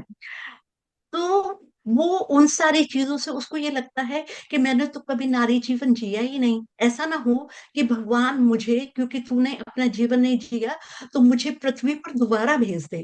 तो वो ये चाहती कि मैं इस रूप में नहीं पृथ्वी पर आना चाहती। तो ऐसे ही जब वो करती है तो एक वो नारी के रूप में दोबारा उस तरह से जन्म नहीं लेना चाहती कि भाई तुम मर गए हो और भगवान फिर दोबारा से भेज दे कि तुम अपनी इच्छाओं को पहले पूर्ण कर कराओ। हम्म, अच्छा, तो डॉक्टर थोड़ा सा समझ लेता है उसकी मन की भावनाएं। फिर वो पूछता है कि माता जी आप क्या खाना चाहोगी। हम्म, तो उसे ये लगता है कि मेरा तो आज तक किसी ने पूछा ही नहीं, मेरी इच्छा कभी नहीं किसी ने पूछी कि मैं क्या करना चाहती हूँ, मैं क्या खाना चाहती हूँ। और आप मानेंगे कि वो क्या कहती है, उसकी इच्छा क्या है, मात्र एक खिचड़ी खाने की, आलू टमाटर की सब्जी के साथ। और फिर उसे याद आता है कि अभी थोड़े से दिन पहले मेरी जो बहू थी वो यही खाना लेकर आई थी हम्म, और तब उसको अच्छा नहीं लगा था। तो मतलब पहली बार उसकी आंखों से आंसू झरझर बहते हैं। उसको लगता है कोई मेरी इच्छा पूछ रहा है कि भाई मेरी क्या इच्छा है खाने की। तो उसे बहुत वो लगता है। और फिर वो उठती है, अपने बच्चों को आशीर्वाद देती है। फिर से अब सोच रहे थे, दरवाजा बंद कर लेती है। तो सब लोग हैरान परेशान है कि अब माँ क्या करेगी। मतलब काफी लंबी कहानी है, तो ये मैं तो सारांश बता रही हूँ। और फिर वो दरवाजा खोलती है और फिर से वो जो उसने सफेद वस्त्र थे वो अपने दिव्य रूप में फिर से दोबारा से आ जाती। सिर्फ ये कि तृप्ति उसकी किससे हुई, एक खिचड़ी हाँ, और आलू टमाटर की सब्जी खाने से, पर उससे बढ़कर कि किसी ने इतना मान ये सम्मान दिया कि जानना आपने खाना कि क्या आपका चाहते मन क्या कहता है। हो। जी। तो ये इस स्त्री के तरह की लिए बहुत बड़ी बात होती है कि कोई उससे उसकी मर्जी पूछे, क्योंकि हमारा जो मर्जी भारत पूछे। का समाज है स्त्रियों के मामले में ऐसी चीज है कि वो चाहते हैं कि हम बेटी के लिए जो कर देंगे वो बहुत बेस्ट करेंगे। मतलब वो ये जी नहीं चाहते कि वो बेटी के चाहती क्या है। और जी वही चीज महिला के साथ होती है कि उसका पति ये समझता जी। है कि मैं इसे सारी चीजें दे दूं, लेकिन वो और ये सब दे रहा हूँ। नहीं, हाँ सब मैं दे रहा हूँ इसकी सारी इच्छाएं पूर्ति, लेकिन वो ये नहीं जानता कि बिल्कुल। रियल में इसकी इच्छा क्या है। जी बिल्कुल। जी, वो तो अपने तरफ से मतलब भरसक प्रयास कर रहा है। और सेम यही होता है कि बच्चों को लगता है कि हम माँ के साथ बहुत अच्छा व्यवहार कर रहे हैं, बहुत अच्छी चीजें कर रहे हैं, लेकिन जी माँ सचमुच में रियल में क्या चाहती है, क्या महसूस कर रही है, बच्चे भी वो जानने में ज्यादा इच्छुक नहीं होते हैं। जी स्त्री को बिल्कुल। बहुत बार जीवन में हर क्षेत्र में इस तरह की ये जो प्रताड़ना कहें या अतृप्ति, जैसे कि आपने तृप्ति की बात की, तो अतृप्ति का जी सामना करना पड़ता है कि उन्हें जी उनकी इच्छा को कोई नहीं मान्यता देता है। तो ये जी बहुत अच्छी कहानी आपने लिखी है और इस एक स्त्री की जी भावना को सम्मुख लाकर समाज के समक्ष एक बहुत अच्छा कार्य किया है। जी बताएं। जी। और अभी अनुसुईया जी, मैं आपको बताना चाहती हूँ कि किस्सा कुताहा में मेरी हम्म, एक लघु कथा थी जो हम्म, कि सम्मानित भी की गई उन्होंने। जी तो लघु कथा में, बहुत छोटी सी लघु कथा है, तो आज के समाज के ऊपर वो प्रहार करती है जी कि मतलब अ, मातृ दिवस है, हम्म, मदर्स डे हम जैसे सेलिब्रेट करते हैं। हम्म, और वो जो स्त्री है हम्म, उसको मेरे ख्याल से 6-7 साल पहले हम्म, वहां भेज दिया था हम्म, आपके वृद्धाश्रम में। हम्म, और फिर वो आते हैं, बच्चे आते हैं, वो अपने पोते से बहुत प्यार करती है, पोते को देखना चाहती है कि भाई पोते को वो देखे। तो वो लोग आते हैं, अच्छी फोटो खिंचाते हैं, अच्छी साड़ी वाड़ी पहनकर, माँ तुम पहनो, ये करो वो करो। और फिर वो कहना चाहती है कि बेटे आज, मतलब वो देखते हैं सब इतने खुश हैं, तो वो चाहती है कि मैं आज इनको अपने दिल की बात कह दूं कि बेटा आज तुम मुझे अपने घर ले चलो, मतलब मेरे घर ले चलो, जो कि 6 साल पहले। और सिर्फ उसको खांसी वांसी थी, जिसके कारण उन्होंने कहा कि ये बच्चे को इन्फेक्शन हो जाएगा, तो हम आपको ऐसे ही थोड़े से टाइम आप रहो। पर 6-7 साल हो गए उस बात। हम्म, तो वो फोटो खींच रहे हैं, पर वो कह रहे हैं कि अभी हमें कहीं जाना है। तो मतलब वो अपने दिल की बात भी नहीं कह पाती है। पर वो जो दीपक नाम था शायद उस करेक्टर का, वो रात को अपनी इतनी अच्छी पोस्ट लगाता है, माँ हैप्पी मातृ दिवस, बड़ी अच्छी कविता लिखता है। और उसकी जो जो उसकी पोस्ट है वो इतनी वाहवाही लूट रही है, और उसको इतने लाइक्स मिल रहे हैं, वाह बेटा हो तो दीपक जैसा बेटा हो, और ये इतना अच्छा है। और वहां पे माँ बेचारी रात को अपने सीने से ऐसे ही ये सोच के फोटो लगाकर, जो फोटो खींची थी उन्होंने, तो उन्होंने एक कॉपी उसको दी, उसको लगाकर सो रही है और उनको आशीर्वाद दे रही है। तो ये समाज की जो विसंगतियां हैं, कि बहुत मतलब बड़ी आजकल हकीकत है। जी। हवा करते हैं कि, और दुर्भाग्यवश आज, ये बहुत बड़ी हकीकत है, ये दुर्भाग्य है समाज का कि जी लोग ऊपर बिल्कुल, की जो परत है बस उसको सजाने में ऐसे लगे हैं कि अंदर क्या घाव है उसे देखना ही नहीं चाहते। बिल्कुल नहीं देखना चाहते। तो इस तरह की कहानियां, मतलब क्योंकि कहानियों की बात चल रही थी कि आप किस तरह के विषय लेते हैं या क्या है, तो बस यही है कि कहीं ना कहीं, तो ये जो विसंगतियां हैं, ये जो विद्रूपता है, या अच्छी मार्मिक जो भावना है। दिल को छूती हैं, इस तरह की कविताएं, इस तरह की कहानियां, इस तरह के संस्मरण, इस तरह के आलेख कहीं लोगों के मन को छूते हैं तो लोग पसंद करते हैं। और क्योंकि बस कहीं फिर ना कहीं इसमें उनकी अपनी कहानी छुपी हुई होती है। जी ये बिल्कुल समाज बिल्कुल। की जो दोहरी धारणाएं हैं कि ऊपर का भाग देखने के बाद लोग वाहवाही करते हैं और अंदर तक नहीं पहुंच पाते हैं, ये जो सोशल मीडिया जी का जमाना है कि मतलब आप डीप डाइव नहीं कर रहे हैं कि सचमुच में तस्वीरों के पीछे छिपी हुई हकीकत क्या है। उसको जी जाने ही आप उन तस्वीरों की तारीफें करते हैं। और जी ये लोगों को समझना होगा, मुझे ऐसा लगता है कि समाज को इतना जी अधूरा हम नहीं छोड़ सकते कि भाई जी हमने जो दिखाया वो देख लिया, अंदर हम घुसे ही जी नहीं उन भावनाओं जी को जानने के लिए। तो जी। समाज को जागृत होना पड़ेगा इन सारी चीजों को लेकर के। अनुसुईया जी, जब आप ऐसी बात कर रही हैं तो मुझे एक याद आया कि मेरी जो चिर प्रतीक्षित जो पुस्तक है, हम्म। अ, उसमें एक कविता है, जी। अ, वो है मुखौटा। हम्म। तो अगर आप कहेंगे तो मैं वो जी जी, बिल्कुल मुखौटा स्वागत पढ़कर है आपको आपका सुनाती सुनीता जी, हूँ। स्वागत है। तो मेरी मुखौटा, क्योंकि हम्म। अभी बात हुई ना, तो हम्म। फिर मुझे लगा कि ये मैं कविता ले सकती जी। हूँ। मेरे आसपास न जाने कितने अनजान लोग रहते हैं, हम्म। झूठे मुखौटे लगे चेहरों के पीछे बेईमान लोग रहते हैं। जो होता है वह दिखता नहीं, जो दिखता है वैसा होता नहीं। कौन किसका इस मतलबी दुनिया में, सब अपने लिए ही तो जीते हैं। एक चेहरा अंदर रहता है छिपा, जो तस्वीर से बाहर दिखाई देता है कहाँ। एक चेहरा अंदर रहता है छिपा, जो तस्वीर से बाहर दिखाई देता है कहाँ। यूं तो खुद भी वो सोचते हैं यही, तुम हम्म। क्या पहचानोगे हमें कहीं। बिना मेकअप के, ये देखिए थोड़ा सा, बिना मेकअप के तो हमारी आईडी भी हमें पहचान नहीं पाती है। जी। बिना मेकअप के तो हमारी आईडी भी हमें पहचान पाती नहीं, इसलिए तो हमारी कहीं हमारी परछाई भी हमें देख पाती नहीं। अब तो मुझे भी ऐसा लगता है, ये मैं अपने दिल की बात कर रही हूँ अब, वो तो समाज की बात हो गई, अब मेरे दिल की बात। अब तो मुझे भी ऐसा लगता है, मैं ही कहाँ खुद आजकल अपने आप को जानती हूँ, मैं क्या हूँ, कहाँ अपने आप को पहचानती हूँ। मैं भी तो जैसी दिखती हूँ वह मैं नहीं हूँ, और जो हूँ वैसी मैं दिखती नहीं हूँ। पहले मैं अपने मन को पल पल थी मांझती, ये देखिए, ये पहले मन होता था हमारा, जो कि हम मन को साफ करते थे। पहले मैं अपने मन को पल पल थी मांझती, सही और गलत का फर्क थी जानती। पर सोशल मीडिया के इस ढकोसले ने कहीं कैद कर लिया मुझे भी कहीं। वैसे तो यह टेक्नोलॉजी शुरू से ही बहुत बड़ी चैलेंज रही मेरे लिए, शायद कुछ उम्र का तकाजा भी है, पर मुझे कभी भाया ही नहीं पीछे छूट जाना कहीं। इसलिए झूठ के इस आडंबर में कदम से कदम मिलाते मिलाते चलती हूँ। आजकल मैं भी रहती हूँ ऑटो करेक्ट मोड पर। कहाँ रहती हूँ मैं? ऑटो करेक्ट मोड पर कहीं। यूं तो कभी अर्थ का भी अनर्थ हो जाता है, क्या फर्क पड़ता है यूं भी। जी। यूं तो कभी अर्थ का अनर्थ भी हो जाता है, पर क्या फर्क पड़ता है यूं भी। Auto beauty, auto smile, auto photo, होता रहता है सब ऑटो करेक्ट, होता रहता है सब ऑटो करेक्ट। जी। सब लोग आप करते हैं वाह वाह, वाह। सब लोग करते हैं वाह वाह, झूठे स्माइल के साथ, ब्यूटी इफेक्ट मोड पर हंसते हुए, सब कुछ करते हुए, झूठे ढकोसले यूं करती हूँ स्वीकार, मुझसे ज्यादा प्रसन्न तो इस दुनिया में कोई है ही नहीं।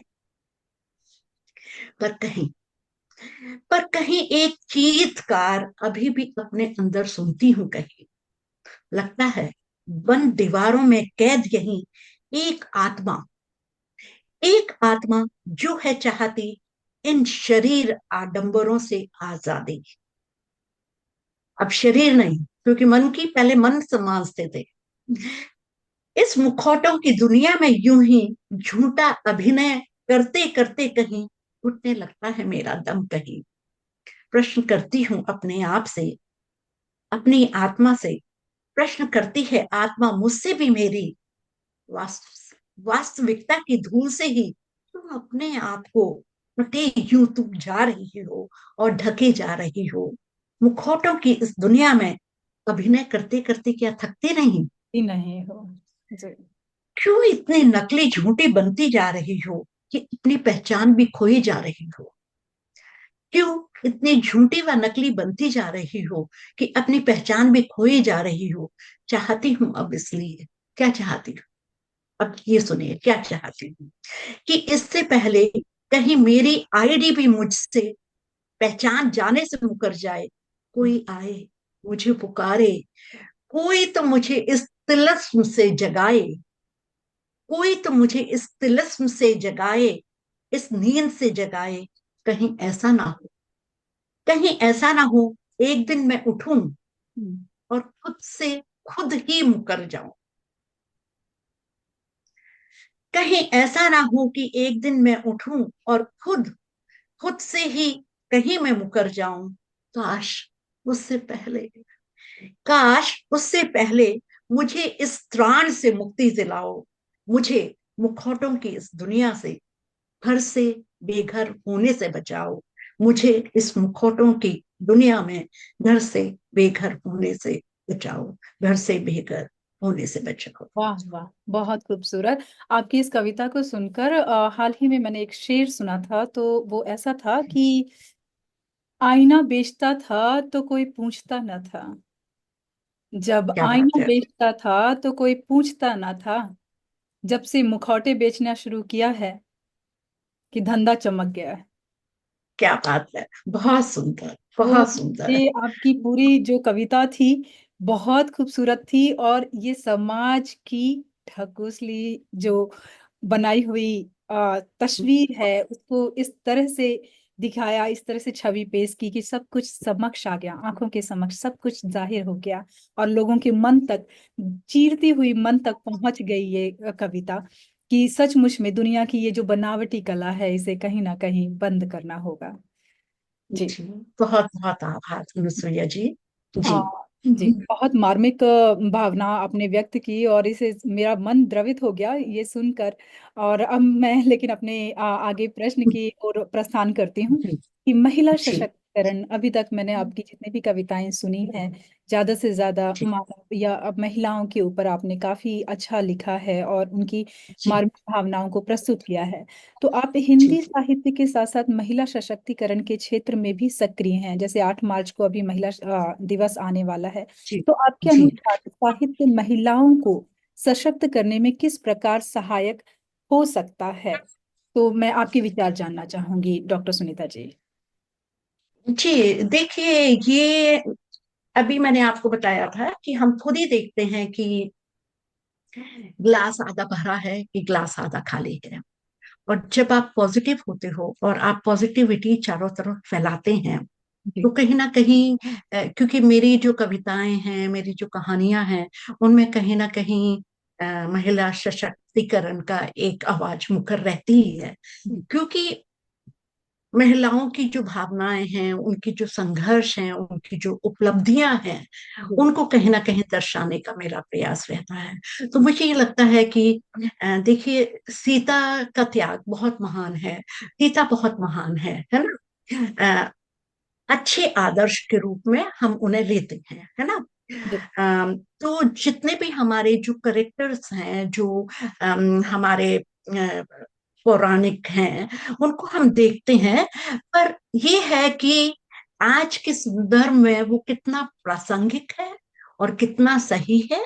तो अब क्या करना है कि उन, मतलब मैं ये नहीं कहती कि आप झंडा उठाकर, बिल्कुल, कहीं ना कहीं मैं ये भी मानती हूँ कि दोनों एक पहिए हैं गाड़ी के। और बिल्कुल। जब आपको चलना है तो आपको बराबर चलना है। जी। और दूसरा, अगर आप पुरुषों को आप सम्मान देते हैं तो वो आपको भी सम्मान देंगे। हम्म, पर ये है कि कहीं ना कहीं इतना मत पिसो।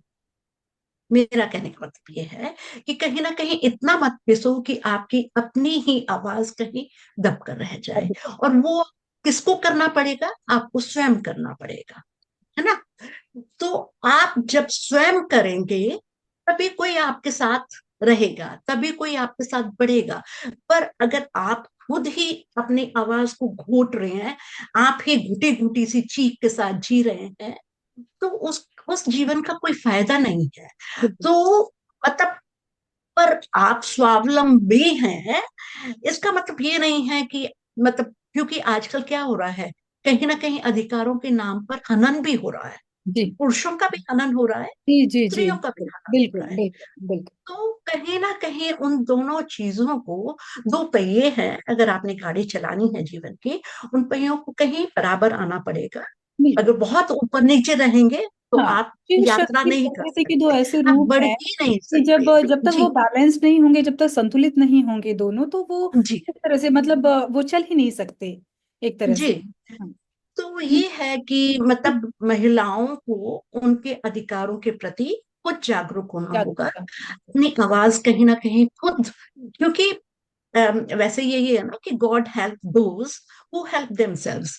जी। अगर आप कहीं कोशिश करेंगे हम्म। तभी कोशिशें जारी रहेंगी। क्या कहते हैं ना कि वो एक तो मदद खुदा, हिम्मत बिल्कुल, खुदा तो मदद खुदा। जी। जी, बिल्कुल।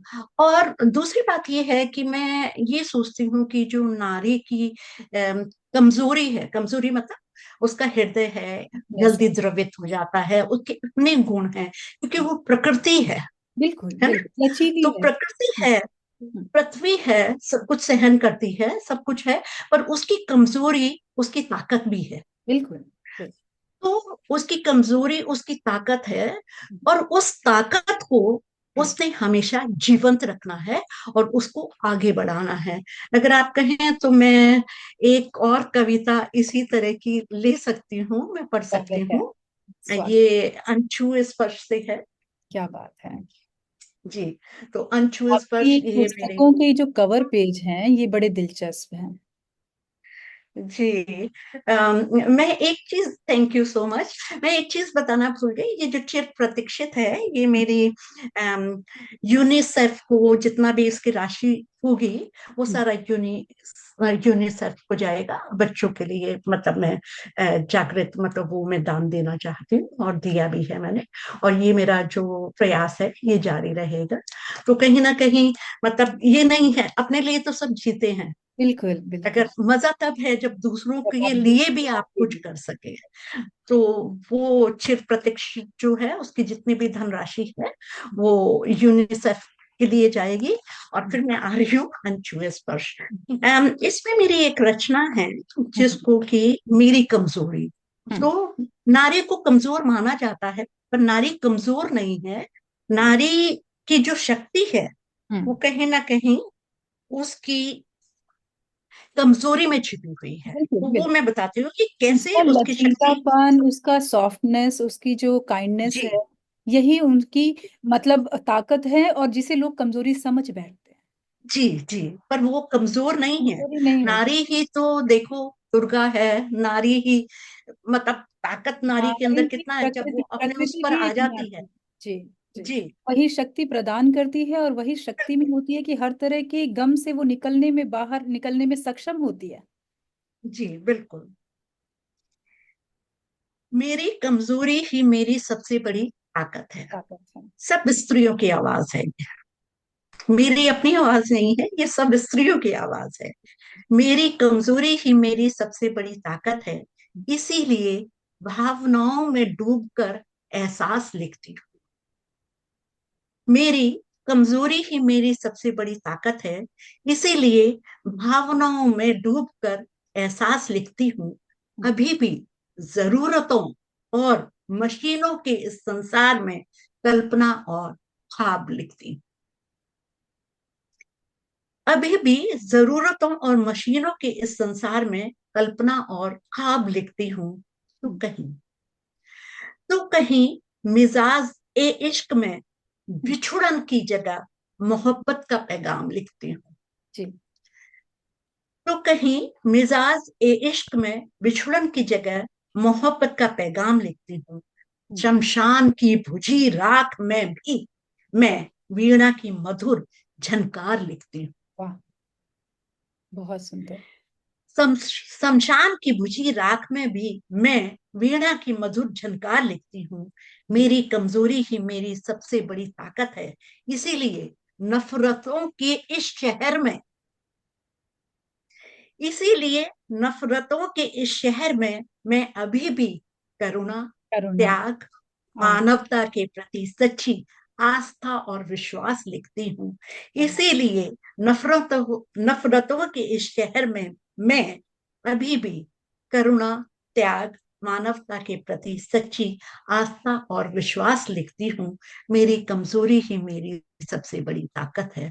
मेरी कमजोरी ही मेरी सबसे बड़ी ताकत है।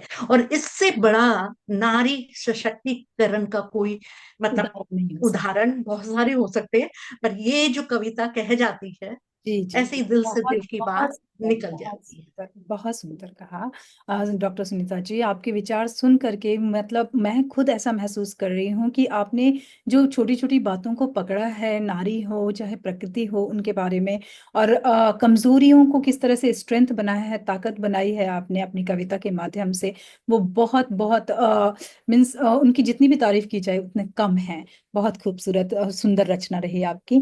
तो मैं अब जानना चाहूंगी आपसे थोड़ा सा कि प्रवासी साहित्य और संपादन, तो आप कई अंतर्राष्ट्रीय पत्रिकाओं और विशेषांकों की संपादक रही हैं। प्रवासी जी लेखकों को एक मंच देने का विचार आपको कैसे आया और इस दिशा में आपकी क्या योजनाएं हैं? प्रवासी जी भारतीय को जो भारत के कवियों के बीच में कहीं ना कहीं थोड़ा सा कम आका जाता है, उन्हें ऐसे लगता है। तो न्यूजीलैंड और ऑस्ट्रेलिया में हिंदी जो है, तो न्यूजीलैंड ऑस्ट्रेलिया में जी हिंदी भाषा और साहित्य की स्थिति कैसी है? क्या प्रवासी भारतीयों में हिंदी के प्रति रुचि बढ़ रही है? इन सारे कार्यों के माध्यम से, जैसा आप जितनी योजनाएं आपने हमें बताई हैं, तो किसी की कुछ ऐसी प्रतिक्रिया आई है कि उन्होंने आज जाहिर किया हो कि नहीं, हमारे अंदर, हमारे बच्चों के अंदर इसके लिए एक अच्छी भावना जागृत हो रही है या हम जुड़ना चाहते हैं? जी बहुत सुंदर प्रश्न किया आपने। और जी। मैं आपको बता दूं कि माता पिता जो हैं वो इतने प्रोत्साहित करते हैं अपने बच्चों को। हम्म। और कायदा जो हमारे कार्यक्रम होते हैं, हम्म। उनको बच्चों को लेकर आते हैं। बच्चे हिंदी बोल रहे हैं, बच्चों को मंच प्रदान कर रहे हैं, बच्चे कविताएं लिख रहे हैं। और मैं आपको एक और उदाहरण दूंगी, क्योंकि मैं मतलब मुझे ये लगता है कि कहीं माओरी भाषा और हिंदी भाषा और माओरी संस्कृति और हमारी अपनी संस्कृति, उसमें बहुत समान चीजें हैं। हम्म।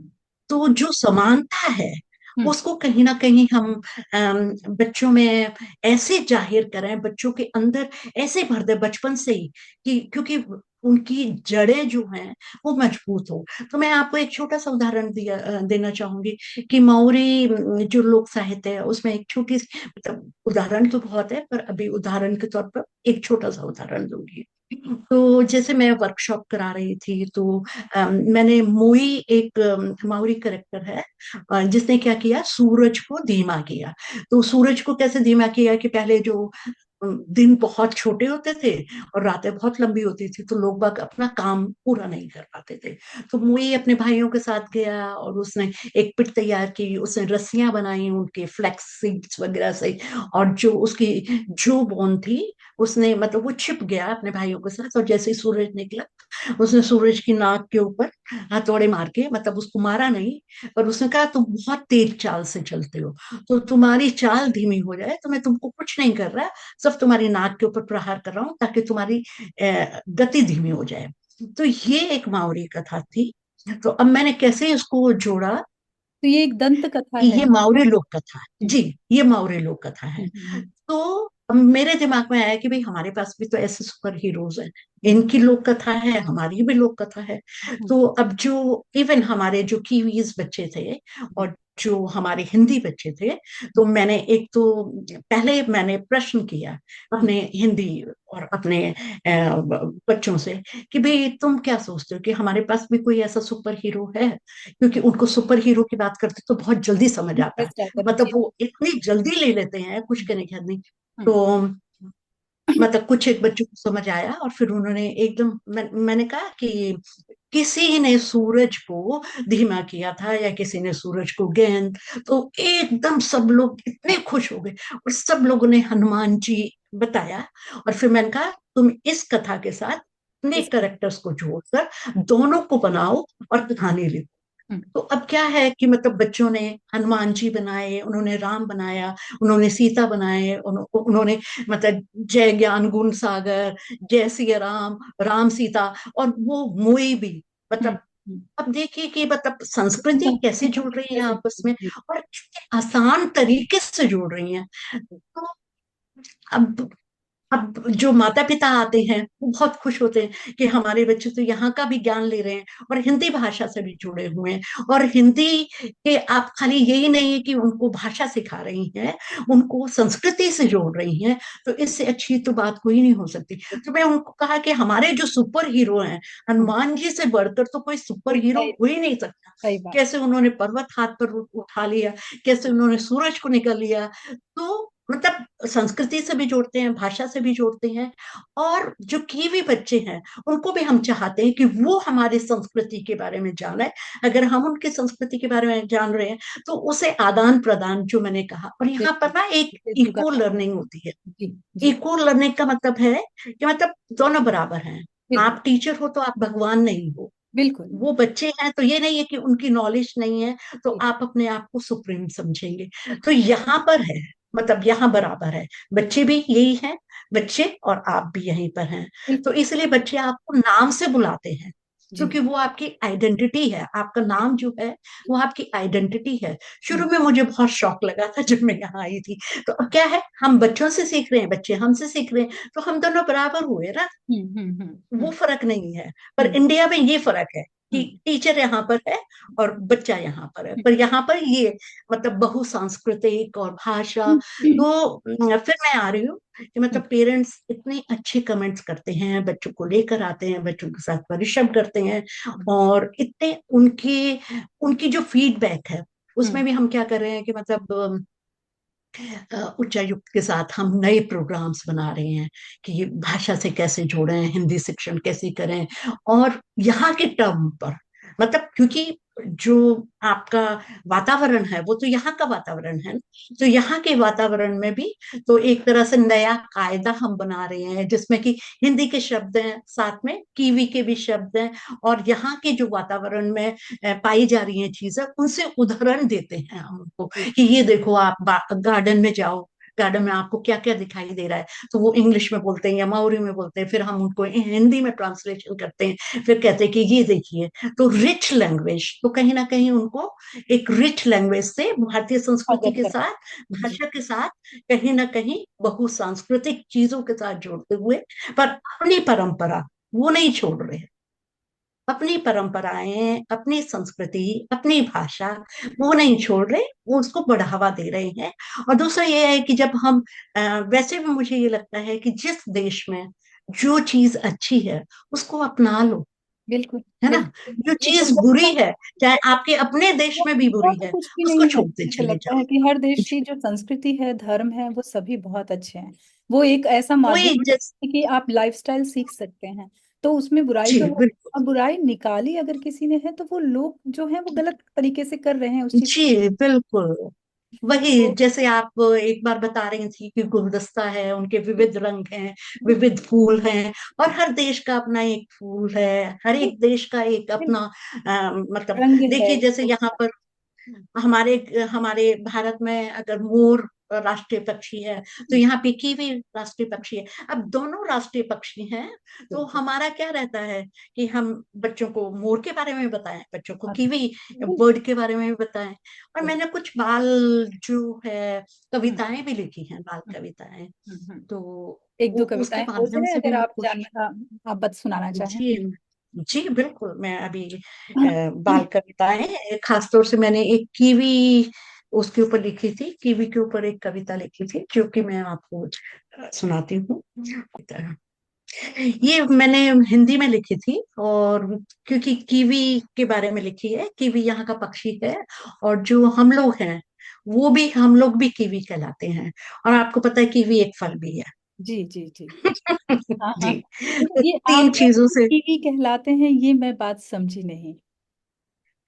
अम, जो, क्योंकि यहाँ के जो लोग हैं, हम्म, मतलब वैसे माउरीज हैं, हाँ। पर जितने भी लोग चाहे वो बाहर से आते हैं, हम्म। भारत से आए या अंग्रेज हैं, ब्रिटेन से, यूरोप से आए, वो सारे न्यू कीवीज कहलाते हैं, वो कीवीज कहलाते अच्छा। हैं। क्योंकि यहाँ कीवी जो है वो यहाँ का राष्ट्रीय पक्षी है, कीवी। तो हम्म। उसके ही नाम पर जितने भी लोग यहाँ पर हैं वो भी कीवी कहलाते हम्म। हैं। तो हम लोग सारे कीवीज हैं यहाँ पर। फॉरेनर्स जिसे तो हम इसी, कहते हैं। जी जी, और जो भी हैं, हाँ हाँ। मतलब जितने यहाँ के लोग रह रहे हैं, इवन जो मतलब माउरीज को तो खैर, क्योंकि वो नेटिव्स हैं यहाँ के, तो हम्म। उनको तो हम माउरीज बोलते हैं, पर वो भी कीवीज कहलाते हैं। मतलब दो चीजों में, दो श्रेणियों में बटा हुआ है, माउरीज और कीवीज। तो न्यू कीवीज, ओल्ड कीवीज, मतलब इस तरह से है। अच्छा अच्छा। तो उसी पर मैंने एक कविता लिखी थी, तो वो कविता मैं आपको पढ़कर सुनाती हूँ, बाल कविता है। उन्होंने कहा कीवी, हम्म। हमने कहा हाँ कीवी। अच्छा। वे मुस्कुराए, हम्म। वे मुस्कुराए, हम्म। कैसे? हम्म। उन्होंने पूछा कैसे। हम्म। हमने कहा हम न्यूजीलैंड के वासी, हम्म। तो हम कीवी ही कहलाते हैं। हम्म। उन्होंने कहा कैसे? वे मुस्कुराए, उन्होंने पूछा कैसे? हमने कहा हम न्यूजीलैंड के वासी, हम कीवी ही कहलाते हैं। वो हंसे, तुम तो वैसे नहीं लगते। हम्म। वो हंसे, हम्म। तुम तो वैसे नहीं लगते चिड़िया जैसे। हम्म। कीवी जो है वो यहाँ की बर्ड है, राष्ट्रीय। राष्ट्रीय पक्षी, जी जी। जैसे मोर है वहां का, हम्म। भारत का। हम्म। वो हंसे, हम्म। तुम तो वैसे नहीं लगते चिड़िया जैसे। हम्म। हम मुस्कुराए, हम्म। हम मुस्कुराए, अच्छा, कीवी पक्षी, हम्म। अच्छा, कीवी पक्षी, वह जो हमारा राष्ट्रीय पक्षी कहलाता। हम्म। अच्छा, कीवी पक्षी, वह जो हमारा राष्ट्रीय पक्षी कहलाता, हम्म। छोटे पंखों के कारण उड़ नहीं पाता। हाँ, उसकी विशेषता ये है, वो रात को ही निकलता है। जी जी जी। पर कीवी बर्ड साइज में बड़ी होती है, हम्म। और उसके पंख छोटे होते हैं। हम्म। अब देखिए ये कितना अच्छा प्रसंग है कि हम्म। मतलब बताया आपने कीवी के बारे में, और हम्म। वो हिंदी में बता रहे हैं आप। हम्म। हम्म। तो बच्चे हिंदी में सुन रहे हैं, हम्म। और जो दूसरे बच्चे हैं उनको आप ट्रांसलेट करके बता रहे हैं, है ना? तो वो हिंदी भी सीख रहे हैं। जब ये कविता वो गाते हैं तो वो इस तरह से ही गाते हैं। तो जो कीवी बच्चे हैं वो भी हिंदी सीख रहे हैं, और जो हमारे हिंदी बच्चे हैं वो भी हिंदी बोल रहे हैं। बहुत बहुत। अच्छा, कीवी पक्षी, वह जो हमारा राष्ट्रीय पक्षी कहलाता, हम्म। छोटे पंखों के कारण उड़ ना पाता, हम्म। बस न्यूजीलैंड में पाया जाता। उसकी खासियत ये है, वो कहीं और नहीं मिलता है, ये कहीं बस राष्ट्रीय। न्यूजीलैंड में पाया। जी, हम्म। बस न्यूजीलैंड में पाया जाता। हम्म। दिन को सोता, हम्म। रात को जागता, हम्म। दिन को सोता, रात को जागता, फल, फूल, कीड़े मकोड़े खाता, वेजिटेरियन। न्यूजीलैंड की ये विशेषता है कि यहाँ पर आपको कोई भी हिंसक, कोई जानवर, कोई कुछ नहीं। आप रात को भी जंगल में जाकर रह सकते हैं, क्या कुछ बात। नहीं मिलेगा। कोई सांप नहीं, कोई कौवा तक नहीं है, यहाँ पे कोई हिंसक चीज नहीं है। ऑस्ट्रेलिया के जंगल बहुत प्रसिद्ध हैं जानवरों के लिए। वो तो और बहुत, देखिए थोड़ा सा बस बॉर्डर का ही फर्क है। जी। वहां कोई सांप नहीं है, वहां कोई मगरमच्छ नहीं है, कोई हम्म। कोई हिंसक जानवर नहीं है। हम्म। हम्म। तो आप रात को जंगलों में जाकर रुक सकते हैं। क्या बात है, बहुत। अच्छा, कीवी पक्षी, वह जो हमारा राष्ट्रीय पक्षी कहलाता, हम्म। छोटे पंखों के कारण उड़ ना पाता, हम्म। बस न्यूजीलैंड में पाया जाता। जी। दिन को सोता, रात को जागता, जी। फल फूल कीड़े मकोड़े खाता। जी। अब हो गई बहुत कम संख्या, हम्म।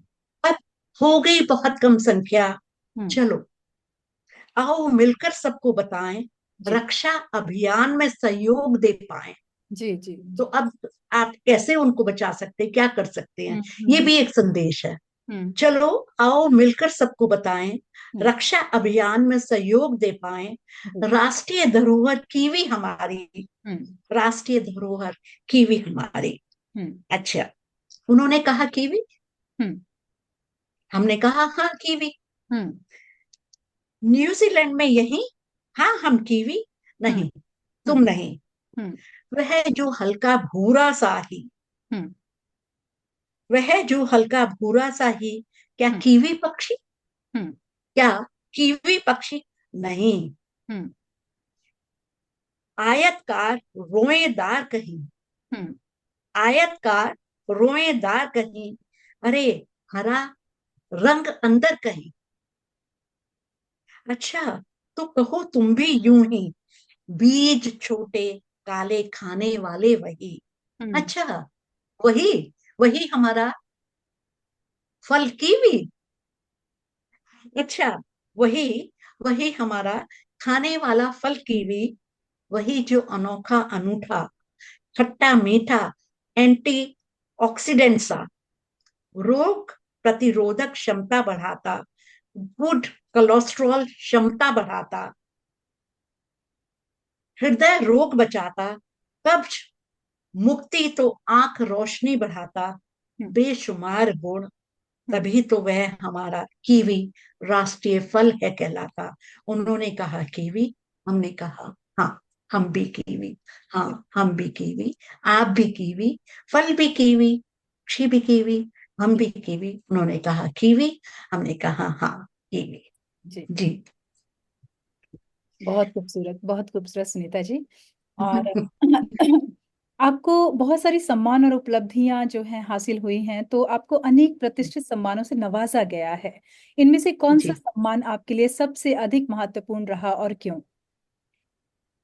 वैसे तो देखिए, लेखन कार्य इसलिए नहीं होता कि आप सम्मान आपको मिले, पर जी। अगर कहीं सम्मान मिलता है तो आप अपने आप को गौरवान्वित भी महसूस करते हैं। आपको लगता है कि आपने जो कार्य किया वो जी। कहीं ना कहीं सराहा जा रहा है या लोगों तक पहुंच रहा है। जी। जी। तो मतलब ऐसे तो सारे ही पुरस्कार जो मिलते हैं, जो सम्मान आपको मिलते हैं, कहीं ना कहीं विशेष होते ही हैं।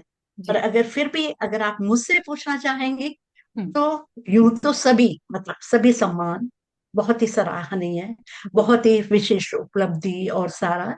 पर फिर भी अगर देखा जाए तो जो इंडियन डायमंड डिग्निटी अवार्ड मुझे मिला, क्योंकि वो एक लेखककार, एक साहित्यकार, एक नारी सशक्तिकरण, मतलब जो जो मेरी लेखन कार्य रहा है, पर जिस मंच से जैसे मैं बात करती हूँ, तो कहीं ना कहीं वो सारे गुणों में समाहित। और दूसरा जो मुंबई विश्व अकादमी का प्रवासी साहित्य, भारतीय साहित्य पुरस्कार था, हम्म। तो वो दो जो ये साहित्यकार जो साहित्य सम्मान मुझे मिले, वो कहीं ना कहीं मेरे दिल को बहुत गहरे से छुए। और बाकी सभी सम्मान जो छोटे हैं या बड़े हैं, कहीं हम्म। ना कहीं रिकग्निशन आपको मिलती है। तो सभी सभी का बहुत बहुत आभार है जिन्होंने। और मैं ये भी कहना चाहूंगी कि विश्व साहित्य सेवा संस्थान ने भी, उनके द्वारा भी जो मुझे सम्मान दिया गया, उसके लिए भी मैं बहुत आभारी हूँ। मैं सभी सम्मानों के लिए बहुत बहुत आभार सबका व्यक्त करती हूँ। जी। और मतलब मैं बहुत मुझे। चाहूंगी कि कभी हमें ऐसा मौका मिले कि आप सिंगापुर आएं और हम भी आपको किसी अच्छे अवार्ड से सम्मानित कर सकें। और इस मौके का मैं बहुत बेसब्री से इंतजार करूंगी कि मैं भगवान से चाहूंगी कि कभी ना कभी इस तरह का मौका जरूर आए हमारी जी जिंदगी बिल्कुल, यह तो मेरा सौभाग्य में। होगा कि मैं जी। सिंगापुर आऊं और आपसे मिलूं और लोगों से जुड़ूं। जी और जहाँ चाहा वहां रहा। देखिए अब भगवान बिल्कुल। कैसे मिलाता है और किस तरह जी से मिलाता है, ये हम उसके ऊपर छोड़ते उसके हैं। ऊपर छोड़ते हैं। तो आने वाले जी। समय में आपकी कौन सी पुस्तकें या साहित्यिक परियोजनाएं प्रकाशित होने वाली हैं? क्या आप किसी नई विधा में लेखन की योजना बना रही हैं? अम, ऐसा हुआ कि मुझे संस्मरण लिखना आजकल काफी अच्छा लग रहा है। जी और क्योंकि मैं काफी देशों में भी घूमी हूँ, जी तो यात्रा वृतांत वगैरह, तो ये थोड़ा सा मेरे लिए नया फील्ड है अगर देखा जाए। तो मुझे अच्छा लगता है कि मैं मतलब इस तरह का यात्रा वृतांत और संस्मरण लिखूं। तो आगे ये सब चीजें पाइपलाइन में हैं। और बाकी आपको जैसे पता ही है कि मैं सिर्फ हिंदी भाषा तक सीमित नहीं हूँ। जी माउरी संस्कृति और माउरी अनुवाद और इस तरह का भी कहीं ना कहीं मैं सोच रही हूँ कि अगर इस तरह के प्लेटफॉर्म से भी मैं जुड़ सकूं तो। पर अब कितना मतलब कुछ चीजें पाइपलाइन में हैं जिनको कि अभी इतनी जल्दी है उनके बारे में कुछ कहना। जी पर आने वाले वर्षों में आप देखेंगे कि कुछ ना कुछ इस तरह की चीजें और मतलब जरूर आएंगी। तो इस तरह की योजना है। तो जब आप योजनाएं बनाते हैं कभी, भगवान जो है उसका इतना आशीर्वाद रहा है हमेशा कि कहीं ना कहीं वो सफल आपको बनाता है। तो बाकी वक्त के हाथ पे छोड़ते हैं कि वक्त ने क्या संजोया हुआ है, वक्त ने क्या लिखा हुआ है और कैसे लिखा हुआ है। ऊपर वाला हो जिस सकता चीज है के लिए कि आपको इस निमित्त बनाएगा वो कार्य आपके हाथों होना जी ही होना है। बिल्कुल हो सकता बहुत है बहुत कि इस शुभकामनाएं वर्ष हो। हमारी आपके लिए इन जी। कार्यों के लिए। जी। जी। तो तो मैं और नई पीढ़ी और हिंदी साहित्य के बारे में जो आपने सेतु का जिक्र किया वो बहुत ही जी। अनोखी बात और बहुत ही अच्छी बात, प्रभावशाली बात लगी हमें। तो वर्तमान समय में युवा पीढ़ी हिंदी साहित्य से थोड़ी दूर होती दिख रही है। मतलब आपने जो बताया कि न्यूजीलैंड में जिस तरह से आपने बच्चों को जोड़ रखा है हिंदी साहित्य से, जी। और जी। हर देशों में यह कार्य चल रहा है, लेकिन फिर भी जी। अभी यह ऐसा महसूस हो रहा है कि युवा पीढ़ी को और जुड़ने की आवश्यकता है। तो आप उन्हें जी। हिंदी साहित्य की ओर आकर्षित करने के लिए और कोई ऐसा अनोखा प्रयास है, चाहे गिलहरी प्रयास ही क्यों ना हो, तो उनके बारे में हम जानना जी चाहते मैं तो अपने प्रयास हमेशा ही हैं। गिलहरी प्रयास ही मानती हूँ। जी और यही लगता है कि मतलब हमारे हाथ में तो खाली प्रयास करना ही है। जी और गिलहरी जब बालू और रेत ला ला के और लोट लोट के समुद्र में कहीं ना कहीं योगदान देती है। तो जी मुझे ये लगता है कि इतने विशाल समुद्र में हिंदी जी, इतनी बहुव्यापी और बिल्कुल एक समुद्र की तरह है। अगर उसमें एक बूंद भी कहीं मैं अपना सही। योगदान दे पाऊं तो मैं अपने आप को बहुत सौभाग्यशाली समझूंगी। और मुझे यही लगता है कि मतलब जो साहित्य है वो एक मन की खिड़कियां हैं। और जब आप साहित्य पढ़ते हैं तो आपकी जो मन की खिड़कियां हैं वो खुल जाती हैं। और मन की खिड़कियां जब खुलती हैं तो आप एक विस्तृत रूप देखने लगते हैं। और वो आपको आपकी भाषा के साथ ही नहीं जोड़ती है, बल्कि आपकी संस्कृति के भी साथ के जोड़ती साथ हैं। जुड़ता है और प्रभाव यूं तो होता है। ये जी, और ये लफ्जों का सफर है। तो जो लफ्जों का सफर है उसमें कहीं ना कहीं मतलब यही है कि आप चलो, आप आगे बढ़ो। यात्रा, और जब आप चलोगे, जी, ये तो यात्रा है। और यात्रा यात्रा, है, लोग मिलते जी, हैं, लोग बिछड़ते हैं और कहानियां बिल्कुल बनती हैं, बिल्कुल और बिल्कुल बिल्कुल। कविताएं निकलती हैं, भावनाएं विस्तृत रूप से चारों ओर फैलती हैं, और भावना से जी भावना जुड़ती है, और तब बिल्कुल लेखन बिल्कुल। कार्य संपन्न होता है। जी जी। पर मैं फिर भी ये कहना चाहूंगी कि मतलब एक तो लिखने से पहले आप पढ़ें। और बिल्कुल पढ़ें, अच्छा पढ़ें। बिल्कुल जब अच्छा पढ़ेंगे तभी आपको वास्तविक पता लगेगा कि मतलब शब्दों का एक आकार होता है, अक्षरों का एक आकार होता है। तो और दूसरी ये बात है कि जब आप किसी को कुछ परोसते हैं तो बिल्कुल। आप खुद पहले चखें पढ़ने कि चखें। उसको स्वाद कैसा और है ना। पढ़ना तो तो एक अगर, बीज मात्र है कि कम से कम आप दिमाग की खेती में बीज तो डालें। जी पढ़ना एक बिल्कुल तरह से एक अच्छे बिल्कुल, बीज, जितने अच्छे बीज डालेंगे आपके लेखन की वो जो उतनी फसल ही अच्छी फसल होगी आप आपकी। काट बिल्कुल पाएंगे। बिल्कुल जी बिल्कुल, बहुत अच्छी बात कही अनुसुईया जी आपने। और फिर दूसरी ये है कि अपनी राह खुद चुने। आप भीड़ का हिस्सा बनने की कोशिश ना करें। ना, भीड़ चाल नहीं है कि बिल्कुल मतलब जो भी लिख रहे हैं जैसा भी बिल्कुल लिखा जा बिल्कुल। रहा है लिखा जा रहा है।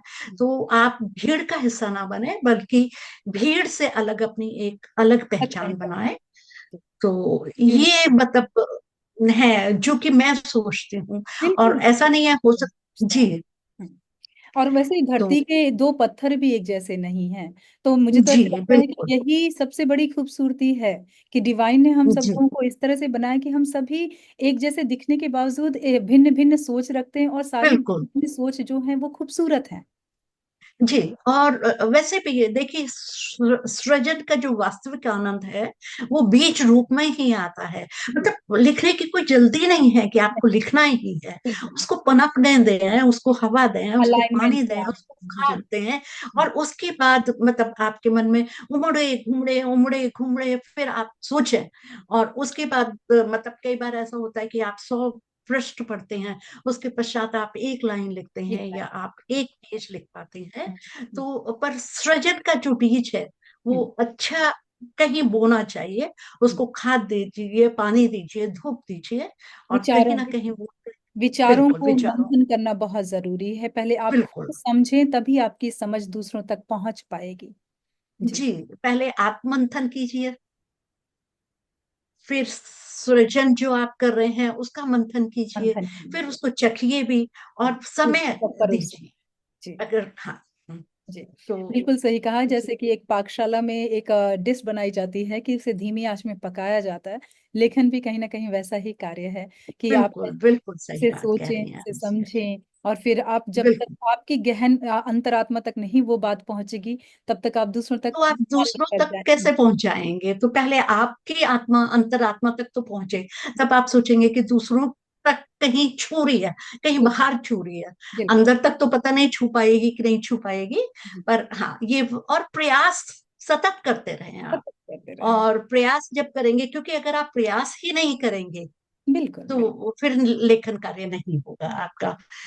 इसलिए मैं बच्चों को हमेशा यही प्रेरित करती हूँ कि आप लिखिए, हम्म। जैसा भी लिख रहे हैं हम्म। अपनी मनोभावनाएं अपने कागज को उतारिए। चाहे बिल्कुल। वो डायरी के रूप में है, चाहे वो शब्द रूप में है, चाहे एक लाइन के रूप में है। तो अगर मतलब कभी आपको एकाएक याद आया, एक ही पंक्ति बनी है, एक ही शब्द है, जब आप और समय होगा, मंथन आप करेंगे, तो वो अपने आप थोड़ा और आगे बढ़ेगा। मेरी एक कविता है, मैं आपसे बस दो जी लाइनें सुनाना चाहूंगी। बिल्कुल। नहीं, आप पूरी लिखिए। कविता सुनाइए। जी। मुझे बहुत अच्छा ये लगेगा। जस्ट ऐसी बातों बातों में वो कविता बन गई थी कि लिखिए। जी आप अपनी जी मातृभाषा में लिखिए। आप जीते हैं जी। तो लिखिए, आप हारे हैं तो लिखिए। बहुत आप सुंदर। आप तिरस्कृत हुए हैं तो लिखिए, आप पुरस्कृत हुए हैं बिल्कुल। तो लिखिए। तू लिखिए। जी। आप अपनी कहानी के नायक हैं तो लिखिए, आप किसी और की कहानी में शामिल हैं तो लिखिए। परंतु बहुत सुंदर। लिखिए जरूर। और जाने से जी पहले कुछ ऐसा लिख कर जाएं कि वाह हो, और आपकी खुद जी। अंतर आत्मा कहे कि जय हो, जय हो, जय हो। बहुत सुंदर, बहुत सुंदर। क्योंकि मैं भी ऐसा मानती हूँ कि शब्द जो अल्फाज हैं, जी। मतलब कोई भी चीज वो अल्फाज नहीं है बल्कि आगाज है। और आगे। आगाज के लिए आपको परिश्रम करना पड़ेगा, आत्ममंथन करना पड़ेगा। आपने बहुत सुंदर कविता कही, मेरे दिल को ऐसे छू गई कि लिखिए। जी। तिरस्कृत हुए हैं तब भी अभी लिखिए, लिखिए, पुरस्कृत हुए हैं तब भी अभी लिखिए। क्योंकि उससे आपकी यात्रा आगे बढ़ती आगे चली बढ़ेगी। जाएगी। और आप लेट गो बिल्कुल। करेंगे चीजों को, वहां थाम कर नहीं बैठेंगे, क्योंकि शब्द ही जी। एक ऐसी दवा है जो जिसे आप शब्दों के रूप में जो दर्द निकाल मरहम। पाएंगे, तब आप स्वस्थ रहेंगे। अगर आप बिल्कुल बिल्कुल। मतलब दिल में रख लिया और उसे कहीं से प्रस्तुत नहीं किया, निकाला नहीं आपने, तो कहीं नासूर ना कहीं बनेगा वो। नासूर बन जाएगा और आप बीमार हो जाएंगे। जी तो कितना बड़ा बिल्कुल। कनेक्शन है उन शब्दों का, आपके हृदय से, जी आपके स्वास्थ्य से। तो चाहे कोई भी बिल्कुल। भावना हो, सुख की भावना नहीं, हो, अच्छी बात दुख की कही आप। भावना हो, लेकिन लेखन कार्य से वह एक इलाज के रूप में कार्य करता है आपके स्वास्थ्य। बिल्कुल बिल्कुल। कितनी सुंदर बात कही। मतलब इतना आनंद आ गया आपकी बात सुन के। मुझे तो लगता है कि मतलब मेरी तो शाम बन गई आपके शब्दों से, आपकी कविता से। बिल्कुल बिल्कुल, हाँ। वही मैं भी महसूस कर रही हूँ। और अब बिल्कुल आखिरी चरण में हैं अपने साक्षात्कार के। तो संदेश अंत में, हमारे पाठक आपसे, आपकी इतनी अच्छी अच्छी बातों से बहुत कुछ सीख रहे हैं और सीखना चाहते हैं, और जानना चाहते हैं कि आप उनके लिए कुछ विशेष संदेश क्या देना चाहेंगे। संदेश की बात तो खैर, मैं इतनी बड़ी कोई साहित्यकार और इतनी लेखक नहीं हूँ, मैं बहुत अदनी सी हूँ। ये आपका और ग्राउंडिंग बिहेवियर है कि आप ऐसा कह रहे और हैं, लेकिन हमारे लिए आप बहुत बड़ी लेखिका हैं और हम आपसे बहुत कुछ सीख रहे हैं। बहुत बहुत आभार उसके लिए। पर मतलब ये है कि मुझे ये लगता है कि हर दिन कुछ नया सीखने के लिए मिलता है। और जी जो नया सीखने के लिए मिलता है, आप उसका, जैसे अभी हम बात कर रहे थे कि शब्द परोसने से पहले शब्दों का चखना बहुत जरूरी है। क्योंकि आप, मतलब जो भोजन आप नहीं खा सकते उसको आप दूसरों को क्यों परोसेंगे, है जी ना। और दूसरा ये है कि आत्ममंथन कीजिए, खाद है, पानी है, पर लिखिए जरूर, हर दिन लिखिए आप। उसका कोई जरूरी नहीं है कि मतलब जो हर दिन आप लिख रहे हो उसको आप पब्लिश ही करेंगे या कुछ है। एक डायरी में लिखिए, क्योंकि मेरी जो प्रारंभिक रचनाएं थी वो प्रकाशित भी नहीं हुई थी, हम्म, हम्म, पर मैं लिखती थी डायरी में और बाद में पढ़ती थी उनको। तो कहीं सुधार भी होता था, कहीं सुझाव भी होता था। और मंच से आप जुड़िए, जितना साहित्यिक मंच से जुड़ सकते हैं। वहां पर ये है कि कभी आप दिल की बात कही। पोस्ट कर सकते हैं, लोगों की फीडबैक आती है। और फीडबैक को आप हमेशा पॉजिटिव रूप में लीजिए, क्योंकि ग्लास को हमेशा आधा भरा हुआ देखिए। उससे क्या है कि आपकी यात्रा जो है वो सफल। अच्छी, सहज, सुगम होगी। और आपकी यात्रा समाप्त नहीं होगी। जब आप सोचते हो कि आपको सब कुछ आता है, तो आपकी यात्रा समाप्त हो जाती है, आप आगे नहीं बढ़ पाते, क्योंकि वो चीजें आपको बंद कर देती हैं। पर आप ये सोचते हैं कि भाई जो अच्छी फीडबैक है, उसके ऊपर आप कार्य करेंगे, तो सिखारा कहीं ना कहीं आपका सृजन जो है वो निखरेगा। निखरेगा, तो समीक्षा बहुत। प्रारंभिक रचना, जी, तो प्रारंभिक रचनाओं में एक यात्रा आप देखते हैं, और जब आप आगे बढ़ते हैं तो आपको खुद लगता है कि हाँ, मैं ऐसा भी लिखती थी, पर अभी कहीं ना कहीं परिपक्वता आ रही है।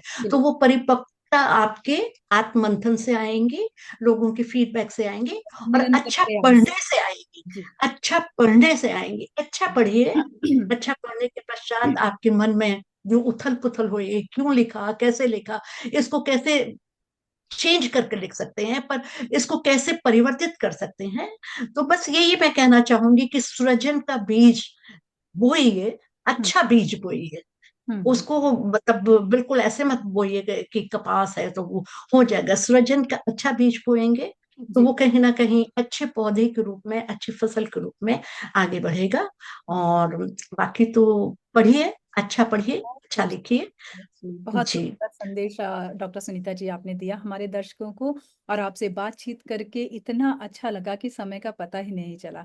ऐसे लगा कि मुझे भी नहीं बहुत पता कुछ लगा। ऐसी चीजें हैं जो आपसे हम जान सकते हैं। और आपकी पुस्तकों के नाम और उनके कवर पेज और वो देखकर ऐसे लगा कि अंदर बहुत कुछ ऐसा है जो कि हमें जानना चाहिए और समझना चाहिए। और नारी जी, सशक्तिकरण के बारे में जितना आपने बहुत जितना कुछ बताया, इससे मैं समझ सकती हूँ कि आपने खुद को तो पहचाना ही है। और आपकी रचनाओं से जुड़े हुए जो लोग हैं आप उन तक भी पहुंच रहे हैं और उनको भी पहचान रहे हैं। ये अपने आप में एक बहुत बड़ी उपलब्धि है डॉक्टर सुनीता जी।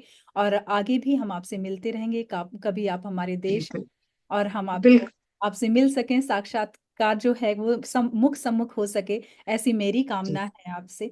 और हमारे मंच तक आने के लिए आपका बहुत जी। बहुत आभार। बहुत बहुत आभार अनुसुईया जी, इतने अच्छे मन से जोड़ने के लिए। और आज बातें, इतनी अच्छी बातें हुई हैं कि समय का पता ही नहीं लग रहा था कि समय कहाँ जा रहा है। और मतलब मेरा सौभाग्य होगा कि मैं सिंगापुर आऊं और आपसे मिलूं, और मंच से तो खैर हम जुड़े ही रहेंगे। तो इतनी अच्छी बातें, इतनी अच्छी कविताएं, इतना सहज, इतना मतलब जैसे वो बिछड़ी हुई सहेलियां थी ना, बिल्कुल वैसे उस तरह से। बहुत ही अच्छा लगा आपसे जुड़कर। और मेरी शुभकामनाएं मंच के लिए भी, और मेरी शुभकामनाएं आपके लिए भी। आप दिनों दिन उत्तरोत्तर और प्रगति और इस तरह से ही अच्छे अच्छे साक्षात्कार करते रहें।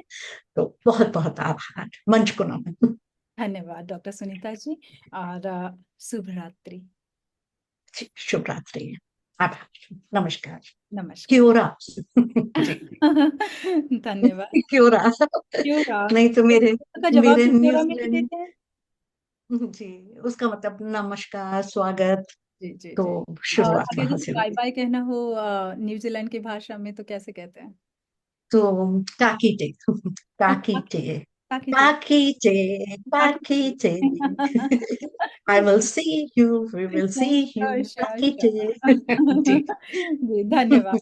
Kakite, Kakite अनुसुईया जी।